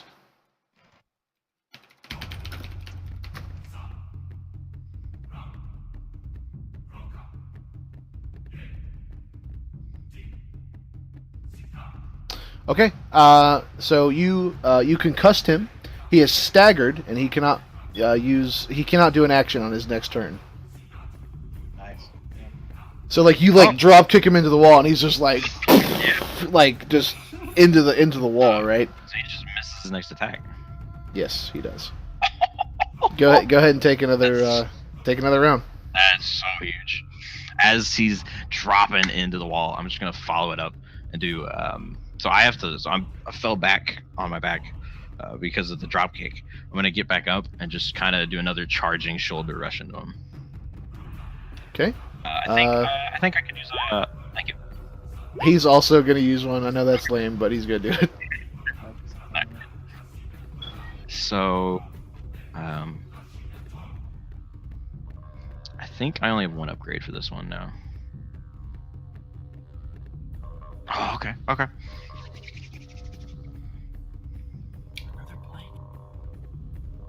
Was that another crit? Oh, he survived. Oh my god. Okay. He's crit again. He got crit again.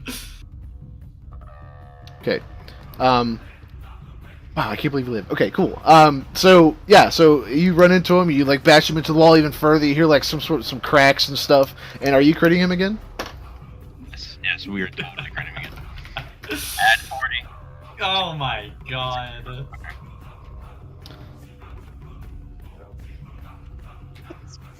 This poor fully disabled man. He is disoriented. Or no, I'm sorry. He's slightly dazed. He is disoriented until the end of the encounter. What does that mean? God, I don't even know. Probably something mobility, I think. Probably suffers setback from his checks.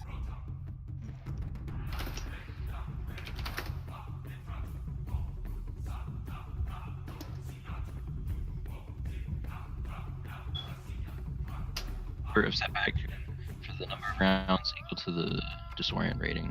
Okay, so he's just. Oh no, he's just. That's what it looks like. Oh, he just has a setback. All checks.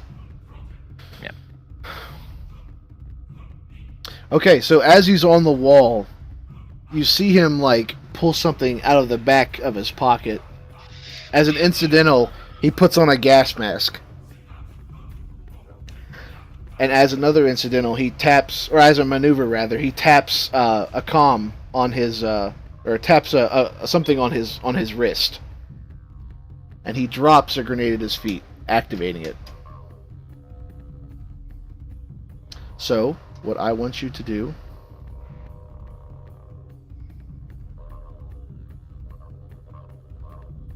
Where is it at? There it is.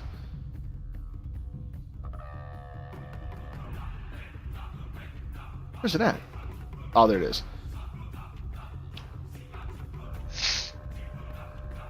I'm setting your difficulty. I need you to make a hard resilience check. I'm upgrading. I think I will as well.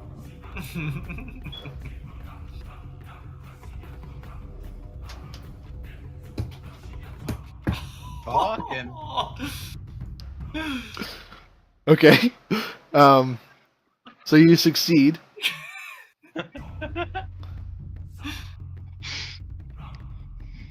You also take 4 strain, though.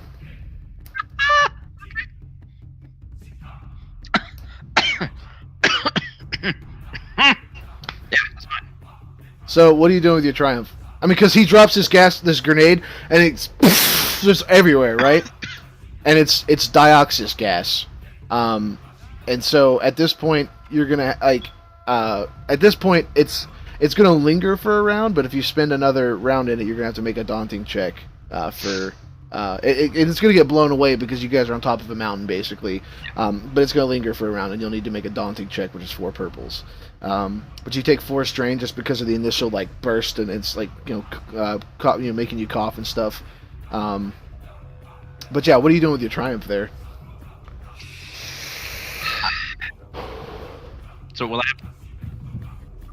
after it? What was that? The check for the gas. Is it at the end of my next turn if I'm still there? It'll happen at the end of your next turn. Okay. Oh man.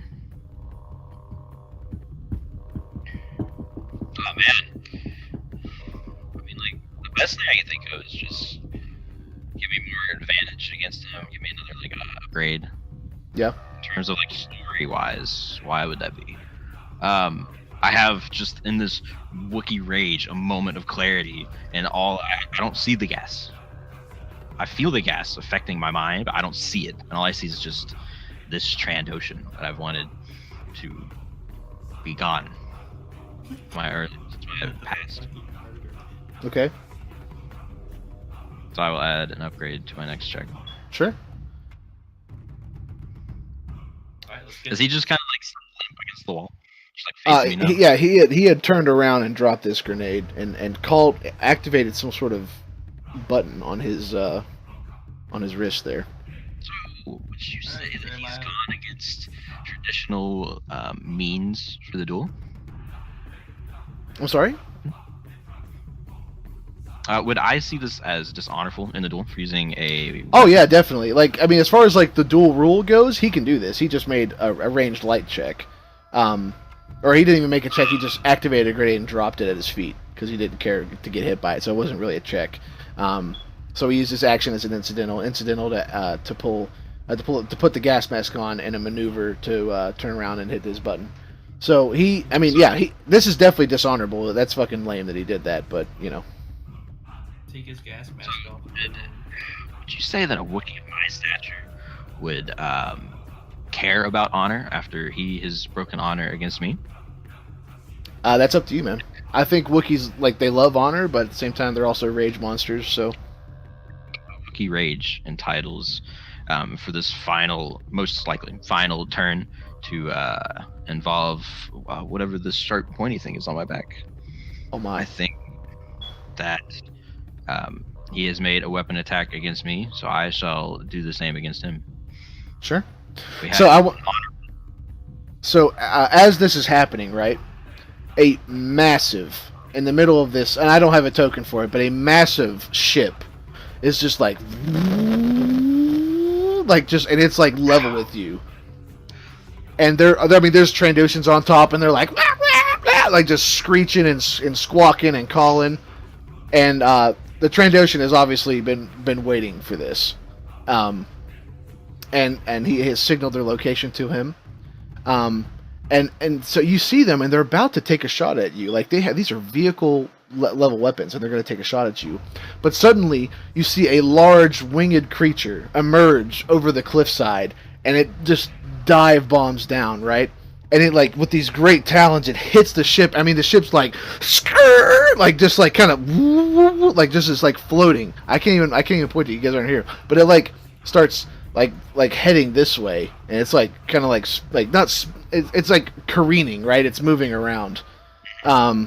But yeah, that ship is there now. There's a rooping there, and on top, I mean, you see the man that had ordered the original guy to get those people to safety.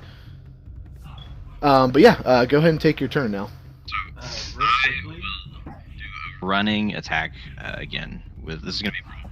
So I will pull out the vibro axe on my way to him. What I want him to do is I want him to see this. I want him to think this is gonna be his last breath.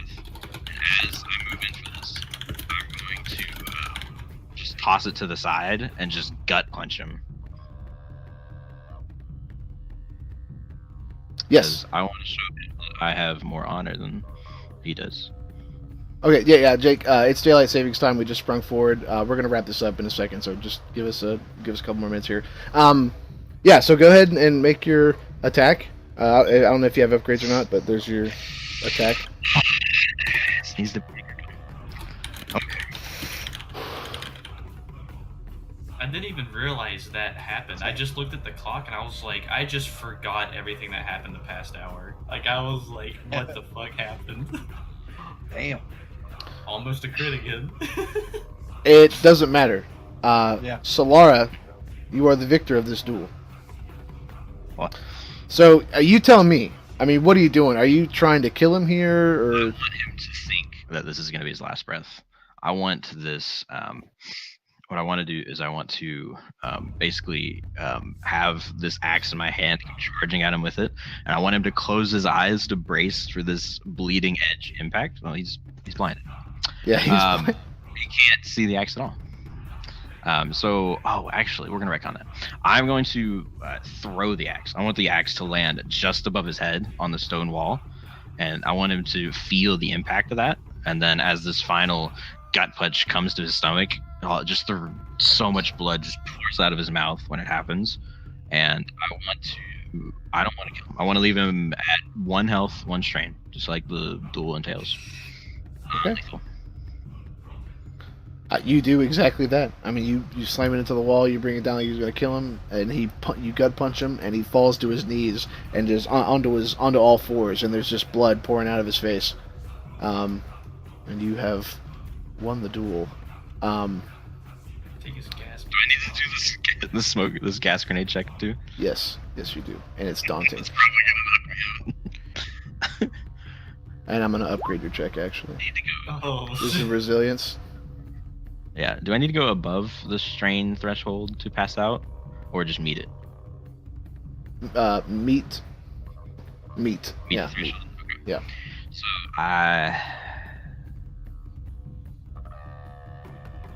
since I have achieved my goal in winning the duel, I will not use a light side point. Okay. Oh, I gotta take off my upgrades.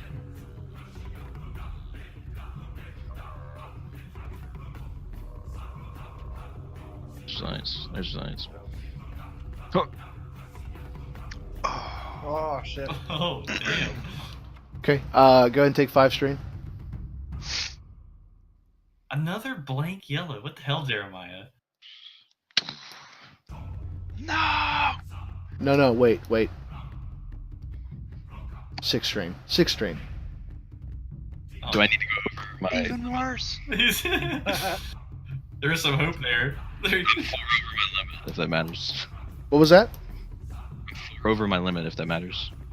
No, I mean, as you do this, you defeat him, and for a second, you feel great, and then you feel terrible, and just all of a sudden you fall backwards, and you just I mean, and you guys see this from afar, and it's just like they both hit the ground. One's like, and there's blood pouring up in his mask and on the ground, and the other, the cloud starts to clear, but at the same time, you see Solara just dead, like dropped to the ground. He's not dead, but like just the limpness of his body, and he hits the ground. So and this, I mean, we're about to like wrap up the session here, but at the same time. These people on this ship are going to try and extract Scourge. So I'm going to give you guys a moment if you want to shoot at them or throw something at them. I mean, I don't know if you want to try and stop this or what. But I'm going to give you guys a chance to react. Dude, I'm going to take my droid fucking body over here and be unaffected by the gas. Well, pulling out Solara Solara is important because if he takes another gas hit, he's going to be in trouble. Yeah, I'm going to extract Jeremiah. Solara. I'm going to take a couple shots at the ship, maybe to get a distraction or to throw a few of them off balance. Sure. I'm going to try to send my bug remote onto the ship if possible. Okay. The shot, maybe there's a hole. So, Glitch, you were able to successfully drag Solara out of the way of the dioxis gas. Scourge is still coughing on his knees and everything. Let's see here. Akala, what were you trying to accomplish with the droid? So I'm trying to send my Butterbug remote to try to enter the ship via the hole of the animal. Oh, okay. You can send it in for sure. Do you just want to bug it or something, or? So would I be able to get some kind of, like the communications code again, something like that, like its setting or whatever? If not, I could just put the Butterbug remote literally on the ship. I'm cool with either option. Yeah, you can definitely do that. I'm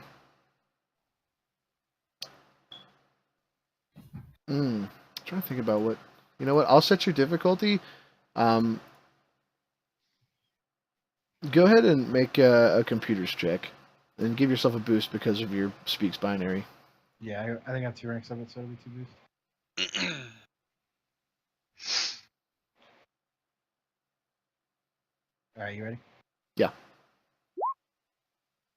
Ooh. Okay, so you succeed with 4 advantage. What exactly are you trying to get it to do? So I'm trying to get either the Butterbug to hack into the communications array to know what their setting is, or to just sort of set itself up on the ship unnoticed, so that I can sort of use its eyes. I mean, this ship is about to leave, and it's obvious the way it's positioning itself. It's trying to extract and leave. So if you want your Butterbug to stay inside of it, you can, or you could have it extract whatever real quick and then fly back after it's done, or. Stop. Yeah, I'm cool with it staying on. Okay, all right. And with 4 advantage, what information were you looking to get? And I'll tell you if you get it or not. I would like to see the number of crew, and what kind of. Is there any sort of unique ID to these ships? It's transponder. If they could access that, so that I know the ID of the ship. Okay, sure. It is called the Blood Star, and that's a transponder for it. It's called the Blood Star, and there's a crew of about 20 or 30 Trandoshans. They are part. Whoops. Let's see. Hold on 1 second. He is a part of. These Trandoshans are a band of slavers known as the Crimson Caravan, and they are on contract for a particular Imperial who you only see referred to as the Director. Okay. So that's what you get with that check. Do you want the Butterbug to stay behind, or do you want it to come back? So would I be able to access its eyesight, even if it's in in space or on another planet? If they leave the planet, you'll probably lose connection to it. Okay, yeah, I'll try to pull it out then. Okay. Yeah, you can. Yeah, you can definitely have it back. So we'll just kind of describe this as it's going on. Corvin, what were you doing? I was taking a shot at the ship. So the there's actually a transmissions man. might be- There's a man on top who is manning like a harpoon gun. You know, like the ones from Empire Strikes Back with the. You want to try and Yeah. shoot him? Okay. I'm gonna fucking shoot that guy. It's long range. I'm gonna upgrade your check, but you're good to go. Bum, bum, bum, bum, bum, bum, bum. All right, and here we go. Oh god! Damn. Oh I'm sorry, man.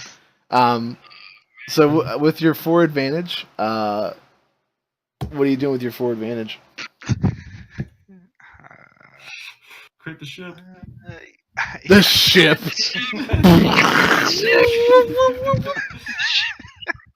It just spirals out of control. Yeah,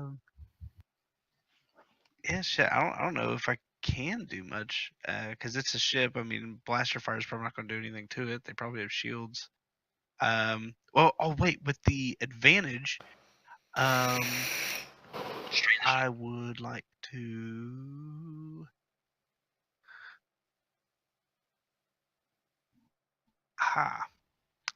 Although I miss him, under a hail of blaster fire, he ducks down and he drops the harpoon. Oh, it's a mounted harpoon. I'm sorry. It's like on the side of the ship. I did not just make that up. I swear to God. Okay, all right. So firing at him, as he's trying to maneuver around the blaster fire, he releases the harpoon too soon. I don't know. That's all I got.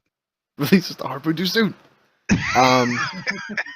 He's gonna try. He's gonna try and shoot. If you want to try and upgrade his check, like he's gonna shoot Scourge and pull him out. Okay, yeah. I want to upgrade his check twice. Kill Scourge. Twice? Yeah. You could do 1 and a disadvantage, right? It's 2 advantage for every setback die. I thought it was 3. What in the world? Is that what the thing says? Yeah, that's what it looks like. 2 Oh, goodness. advantage, add setback die to the target's next check. So I'd like to add 2, I guess, if that's right. Oh, you're doing setbacks. I thought are you doing an upgrade or 2 setbacks? You could do an upgrade and a setback or 2 setbacks, which you should do an upgrade and a setback. That's better than 2 setbacks. Yeah, do that. Well, how much is an upgrade? An upgrade is 3, and a setback is 1. What? That's how I've played. Is that sheet saying something different? Yeah, it says that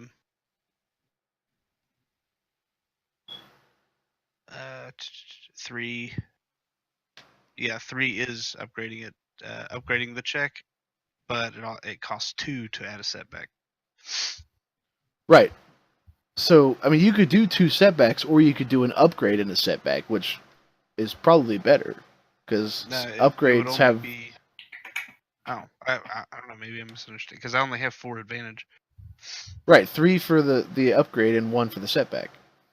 Well, no, it says it's 2 for the set, but no. Okay, yeah, let's do it. Yeah, let's just do that because he's the only other acting party. I know what you're saying. Right. Like, you need 2 to affect a specific person and 1 for the next acting combatant. Yeah, But he's the only acting combatant, so we'll just upgrade and do a setback. That'll be better for you. Yeah. So he's gonna use the dark side, so he does better. Can we use the light side? If All right, this is it. He's shooting the harpoon. Oh my goodness, he's shooting the harpoon at Scourge. You guys ready? Yeah. This is it, dude.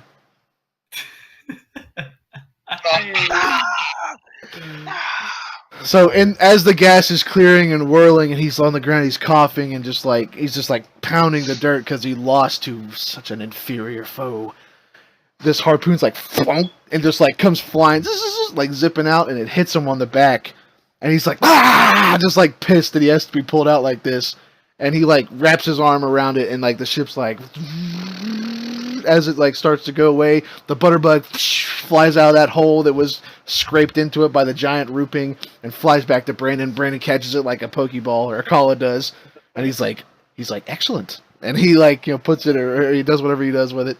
Corvin's like doo, doo, doo, doo, doo, doo. The guy's like this guy's battle hardened, this Trandoshan guy, and he's like not even moving. He's like and he gets his boss out, and the ship goes off, and as they start like pulling out, you see like this sad man, like just like he's like in the air, like all of his limbs are facing downwards, and as he goes off into the sunset, right?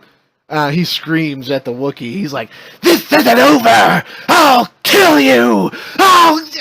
Like just like as he's just flying away, like maybe he passes out, he trails off, whatever. But he's like pissed, and he like rides off into the sunset. But Solara, you definitely were the victor, man. You whooped his fucking ass. You got some perma damage on. But he'll be back, dude. Fucking blind. And Solara, I want you to increase your obligation by 25. Yeah.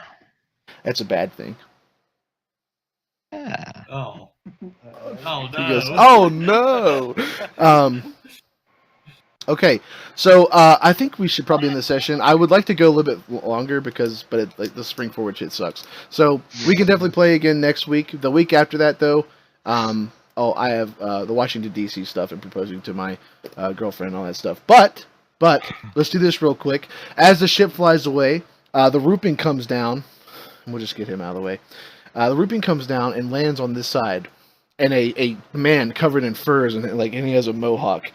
Dismounts the giant rooping, and his boots hit the ground, and he starts walking across the bridge, and he looks down at the Wookiee, who at this point has regained some consciousness, and he's like, "I am Ulko Baz, son of the chieftain Logunt.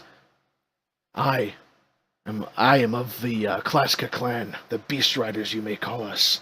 That was a hell of a fight."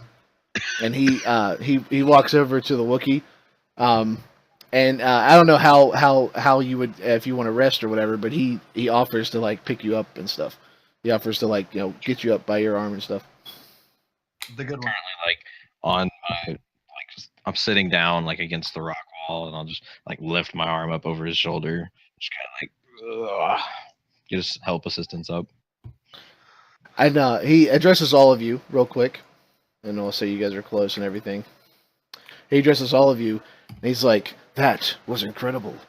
He's like, "If only someone," he's like, "Once the village hears of this, we will definitely be impressed with you. We will definitely be impressed with your." They would definitely be impressed to see that you had handled the slavers so easily. And he talks about how the Trandoshans had descended on that caravan because the Wookiee had been with them, who has since tumbled into the ravine. He offers to provide you guys with shelter and food because you helped him rescue the villagers. Him and Orc, you guys helped him rescue the villagers. And yeah, so he's offering to show you to his village, essentially. Is there nothing we can do for the Wookiee below, if you can understand me? He looks at you and he kind of turns quizzically, but because of the way you were talking and pointing down, he says, "Yes, that is a shame, my furry friend. Unfortunately, to fall from this height is basically death. But I do know people who have survived it. My father had actually, when he was training his rooping, he actually had fallen from that height, but he survived. He's a tough old bastard. Perhaps your friend, too, has survived."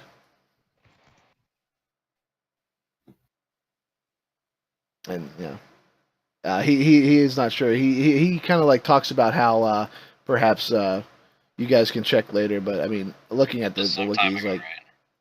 Huh? No, the fight probably lasted, what was that? No, you can go ahead. Okay. Yeah, he says we can definitely search for it a little bit later or whatever. Or search for the Wookiee a little bit later right now, but it looks like you need medical attention.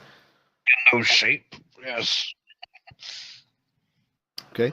Man, I wanted to do this roleplay, but it's really late, so...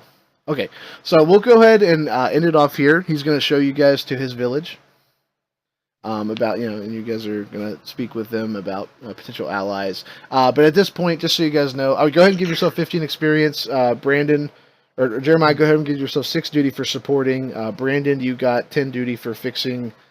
For not only gaining 2 remotes for yourself, but you also fixed the droid for the kid. So go ahead and give yourself 10 duty. Let's see. Jeremiah 6 duty, 25 obligation, 10, 15 experience. Okay, so yes. So at this point, you can consider the quest to locate the Classica caravan solved. If as far as like communicating with the elder, just for role playing purposes, the surviving villagers have been taken to the village, and there are dead people here. So we can start off here next time, or we can go straight to the village. It doesn't really matter. But this should be the end of the session. So I hope you guys had a good time. Yeah. Oh yeah. Good session. How much experience are we getting? 15. 15. So what did you guys think about the dueling system? I like it a lot. Yes. I know this kind of divulged into a melee because they're both brawn characters, but They're also if if there was a duel between someone who was a social character and someone who was a gunslinger, like they could potentially trade and shit talk each other and stuff like that and affect each other. So there's a lot of ways you can do it, but yeah, that basically turned into a melee fight. So, anyway, yeah, Jeremiah, what'd you think, man? Hang on. What? Can you hear me? Yes. I keeps disconnecting. Yeah, there was one time I was going to use something other than Brawl. But... You disconnected after the reset. Yeah. You said. It was so funny to watch your mouth the whole time. Right after you're like, it disconnected. Yeah. We What is didn't hear going it on? from music, anything.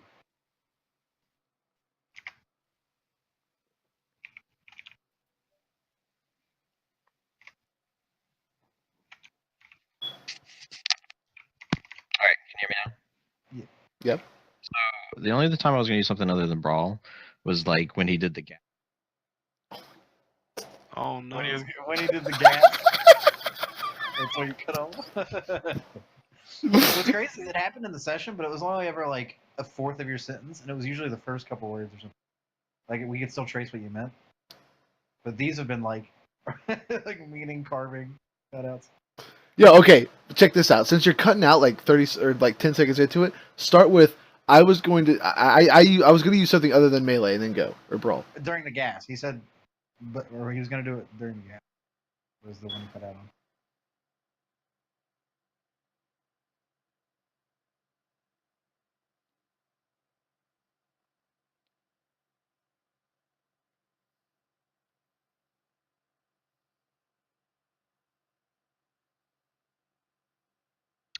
Anybody talking right now? Nice. Trying to figure out his mic. Jeremiah's putting his thoughts into a Word document. Wes, I sent you my XML with the spent EXP you just provided. Yeah, I'm saving it so I don't spend it like impulsively. I'm trying to make sure I do it. Also, Direction. Wes, you should look at my notes for this session for the recap for next play. What do you mean?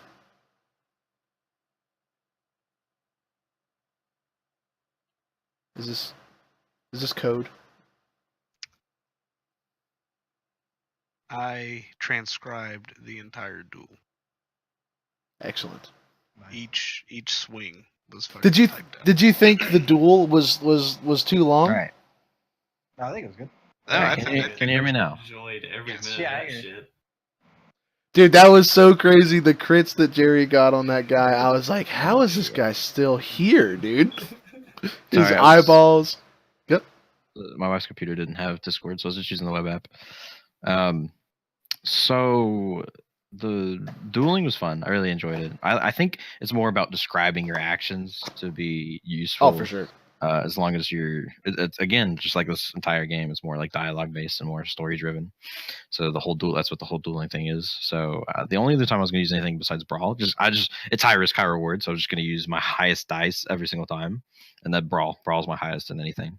So I was going to use, like, if you said like I had to take that check at the start of my turn, I was going to say, can I use resilience instead of brawl to try to like keep a clear head in the smoke and attack him? Yeah.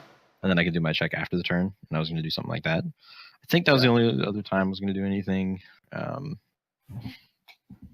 yeah, the duel was really cool. It almost feels like, I don't know, that maybe it's just me, but it feels like it's not rewarding enough just to win the duel, especially if he gets away. But yes, that's why I did a bunch of checking. Like, I didn't want him to just get away. But at the same time, I mean, Solara wouldn't have killed him anyways. There's no way. Yeah, I think that's what makes it more balanced. Yeah, that's the thing. You could have killed him, but you didn't, and because of that, on his next, that was his last check. He dropped that Dioxis grenade, and so you had to get out, and his buddies showed up to save him. But at the same time, I don't want to say this is something you can expect from Nemesises, but when you're talking about story characters, for them to be one and done, I think that would have been like lamer to your backstory to just kill him. Yeah, totally. So I wanted him to get away because, not to spoil, but I mean you'll see him again. But yeah, I mean and that's the thing. Those are awesome. Yeah, that's the thing about a melee fight like that, is that not only are you meleeing each other and you can describe the hits, but it's also a crit race, essentially, because melee characters who are good are going to crit each other, whether it's through advantage or whether it's through triumphs. And it's a crit race, and you beat his fucking ass at the crit race. I mean, he could not do anything to you. But yeah, so as far as that goes, I don't know. I was willing to let the dice fall where they were. There was no predetermined outcome for this duel. But at the same time, like, you decided not to kill him, and so that's why his buddies had a chance to get him out. So after knowing what had happened in the past, and knowing that he doesn't specifically kill Wookiees, so one, my old friend might be alive, and if there's a chance of that, then I'm going to take him alive to question him. Two, we can find other Wookiees that he's captured and find out where their origin. We can find out his boss. So there's no way I'm killing him because there's too much information I need from him. Sure, and I mean, that's the thing. You guys have a SIGINT array, and Brandon got the information from the ship, so you might be able to spy on him and find him again. So it just depends on what you guys do with that. Yep. But yeah, I mean, do you guys feel? Oh, go ahead. If I went down, I was totally gonna ask for if I could use a light side and have like one final attack, whether it kills him or not, I'm out. But be like, I look down at the dream catcher that I got from the Elder, and with my Wookiee rage, it'll give me one final leaping attack as I fall unconscious. Right. No. I mean, I definitely probably would have let stuff like that, just depending on where we were and stuff. But yeah, that's just like the first. I wanted like duels to be like epic and intense and stuff like that. So I'm hoping. I mean, obviously you just did the brawl stuff, but it was a crit race, so even the brawl fights aren't that boring. So I thought that was a lot of fun. But at the same time, because I wanted to make that a good moment for you, I think we spent a lot of time here and we didn't get as far as I wanted to. So I wanted to ask you guys: do you think are you guys getting bored of Onderon? Like, you think you're not accomplishing enough or anything like that? No. I think it's based really well. I mean, you just experiment. Yeah, and you just experiment with a new system. It took a while, but I mean, that's an important character development thing. I don't think anybody here is going to have a problem with those types of scenarios. Cool. And we're in a totally new area, new people and stuff. It's not like it's the same. And it was quite literally like watching a fight, like when he fucking clawed his eyes out and then beat the shit out of him like 3 more times. And... Well, actually, his broken nose pieces were stabbing into his eyes. That's what Jeremiah said, I think. Yeah, it was like he didn't take damage, so I was like, how do I? Alright, he blocks it, but it bashes his nose and blinds him. Yeah. But yeah, I think. Go ahead. Wes, I'll message you stuff later on. Sure, please do. And Brandon, don't be such a stranger, man. Why don't you show up in Discord every now and then, dude? We can talk about this kind of stuff. Jesus. Hell yeah. All right. Yeah, and I'll start messaging at work more easily. Peace. Sure. Hell yeah. Peace, man. Later. A great ass session? You know me, I love my ass sessions. Hey. Yeah, I was never not at a point where I was not having fun. So Excellent. So what is this like the best one? Is that what we're saying here, dude? I thought it was very well paced, and yeah, it was overall very well done. Look, this can't be Excellent. settled.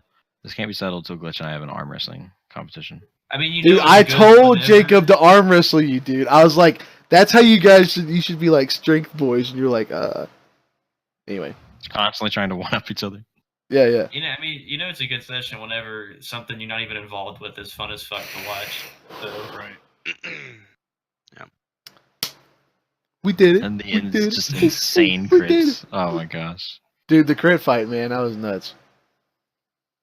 I just Can't wanted believe to you remind broke you that to keep same critting him. arm. I wanted you to crit him again that last time just to see what the fuck would happen. I mean, So Jesus. just so you guys know, as far as the crit table goes, 150 is the highest you can crit. Yeah. Anything above 150, if you hit 150 or above, they're dead. Period. Like it doesn't matter if they have 100 wounds. If you 150 crit them, they're dead. And if any point you take damage, in addition, like as soon as you reach, I mean, this is a house rule, but once you reach below your wound threshold, you start taking crits plus. I'm gonna house rule it because once you fall below your wound threshold or go past it or whatever, crits at that point get plus 50 automatically. Yeah. And because of that, if they attack you, they auto crit when you're unconscious, and they rack up really quickly. So that's how you die. But if you ever take damage that is equal to double your wound threshold, you also die. So if you got hit by a starship cannon, like if you were full health, you had 20 health, and you got hit by a fucking ATST blaster that did 40 damage, you're dead. Period. Like there's nothing you can do. Unless you're Jacob and you soak 8 of it, and you survive somehow. I'm fine. Anyway, yeah, hell yeah, dude. There's obviously going to be more duels to come. I'm fucking with a gunslinger system for like the ranged people. But other than that, I think we'll get into some melee stuff, and hopefully there's some moments up that are coming up like this one that I want to get to, but I also want to make sure you guys are doing everything that you want to do and stuff. So This also could have been over like the second turn. So the turn where Scourge got 6 advantage, if you put it all into strain, I was out. I have such a low strain threshold because I already had 4 to start the fight. Damn. Nah, I wouldn't want a duel to end on the second turn unless it was my player doing it. You know what I mean? Yeah. I was tempted to start just like dumping all advantage into the strain, but Yeah, I was so satisfied with that triumph punch against that one. Oh yeah. Yeah, I'm gonna have to find a way to challenge Jacob because he's just a combat monkey and it's rough. But I don't want people to just show up with ion weapons and start taking shots at Jake. Like, come on. So I have to find something. Super thermal detonators or something, dude. Something needs to happen. Well, it's just like, well, you still get hit by the you grenade. could- I'm like, well, no, I didn't. you could like set like traps for him, or like maybe the Imperials catch on that there's a super awesome combat droid fighting Imperials, so that now their weapons have like some new stun setting where even if it doesn't go through soak, they have some disadvantage that affects them, or it turns like instead of him taking damage, he takes strain. Yeah, instead of that's wounds. what ion weaponry does. Oh really? Yeah. So, and that's the thing. Like, it's not hard. I mean, setbacks are good, but they're not like incredible. It's not like having 2 setbacks is any scarier than fighting him with an upgraded check or something. But yeah, at the same time, he has so much fucking soak. It's ridiculous. But so do you. But I don't know. I was hurting I've got you. 7. Maybe I just had bad rolls. I don't know. Well, it's I don't also know. the weapons too. Like he got attacked by like the lobies. He didn't even get attacked by the larger one, right? No, the larger one shot at him twice and missed both times. Dude, you're lucky Scourge wasn't fucking attacking you, Jake. You wouldn't upset. I don't know. I just don't. I want you guys to fear for your life, and I think the only one who was scared this session was. Well, no, Donovan. He got fucked up, and so did. Yeah, he got fucking wrecked. Like, Start of the fight. I was like, oh, Oh my god! Yeah, they got that thing where they can attack again. I was like, god Yeah. damn, dude. Yeah, it was rough. Was that Yeah, one below beast? that was like a 60 crit. And I'm like, that's the best crit you could get. Yeah. I don't know. I think him missing an action was awesome. I just get an extra turn, basically. I guess Yeah. It's a full turn. It's the same thing, but you get a full turn. So you could have taken 2 maneuvers and however many incidentals and an action. These people could only attack again, so I guess that's the difference. Dude, the blinded crit was ridiculous. What was the other one before where he rolled a d10? It was like he was going to permanently lower one of his stats. Yeah. That would have been messed up for the math. Dude, so his eyes are fucked. And so I'm thinking the next time you see him, he's going to have like RoboCop Terminator eyes. So he's going to be fucking You should freaky. have done some thug shit and took that gas mask off and put it on you. Ah, man. See, that would have killed him, though. Anyway, Yo, Dioxys is extremely dangerous. The fact that you stayed in there for 2 rounds is fucking ridiculous. my resilience is pretty high. See, like, I even feel like I didn't use a light side point because I was, like, almost willing to accept my fate to the Deoxys after that fight. He was just going to be, like, ending his Wookiee rage and just be like, all right, it's over. Just collapse after that. If I would have succeeded that resilience check, how much damage would I have taken? Restrain, I guess. So Dioxys, on a failed check, you take 5 wounds. But for no, 5 wounds. 5 strain. Yeah. What about for a succeeded one? Oh, if you succeed, you take strain instead, I believe. Wait, no, what the fuck is it? Hold on, let me pull it up real quick. Also, do you want me to take wounds from that Many things. duel? Do you want me to like take however many duel points I lost and take that in wounds? No, you're good. He did like hard crit me. Yeah, you can go ahead and do that. That's fine. But it's just different because you do dual points, so it lasts a little bit longer. Because if you guys were just slugging each other, he would have been doing like 12 damage a hit with like 4 Pierce, and you would have been doing however much damage with Pierce, and it would have been different. So the dual points is just so, 1, you can use any skill, and 2, talents that apply that add wounds don't really affect it, so you can be as varied as possible. Yep, and I lowered my strain back down to 1 below the max. Yeah, that's fine. So I am beat up right now. Yeah. Which just makes sense for the situation, so whatever. That was a really fun session. Thank you. I Tried really hard. I had the duel, but I tried really hard. I wanted this to be really cool. I went online and found a bunch of Trandoshan sounds and Wookiee sounds and stuff.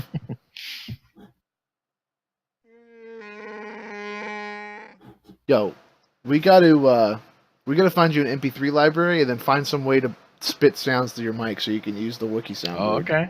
I think that would be ridiculous. I can Especially because you'd have to know which ones. Like, I know this one's gonna be like, "Brr, brr." Yeah. So like, once you figure out which ones do what ones, you could be like, when you're pissed, you drop one of those. When you're like musing or like bored, you could be like, "Woo." Like, so like if you did those, that'd be really cool. I think I would add to it. Okay. I had a player in my first game that I was going to run. His name was TJ, and he was going to play an R2D2 type droid, an astromech, and he had all of the fucking sounds. It was amazing. So we can figure that out. You can look into that yourself, but I'll also look into it. Oh yeah, this is what Gate is supposed to sound like. I don't know if you guys heard this. Let me see. Gate. This is how Gate is supposed to sound. So different. Yeah, Dude, it's not. I'm Yeah. sorry. That can't be Gate. It has to be the other one. It has to be the first voice. I'm That's- sorry. But that can't be Gate. Blah blah blah blah.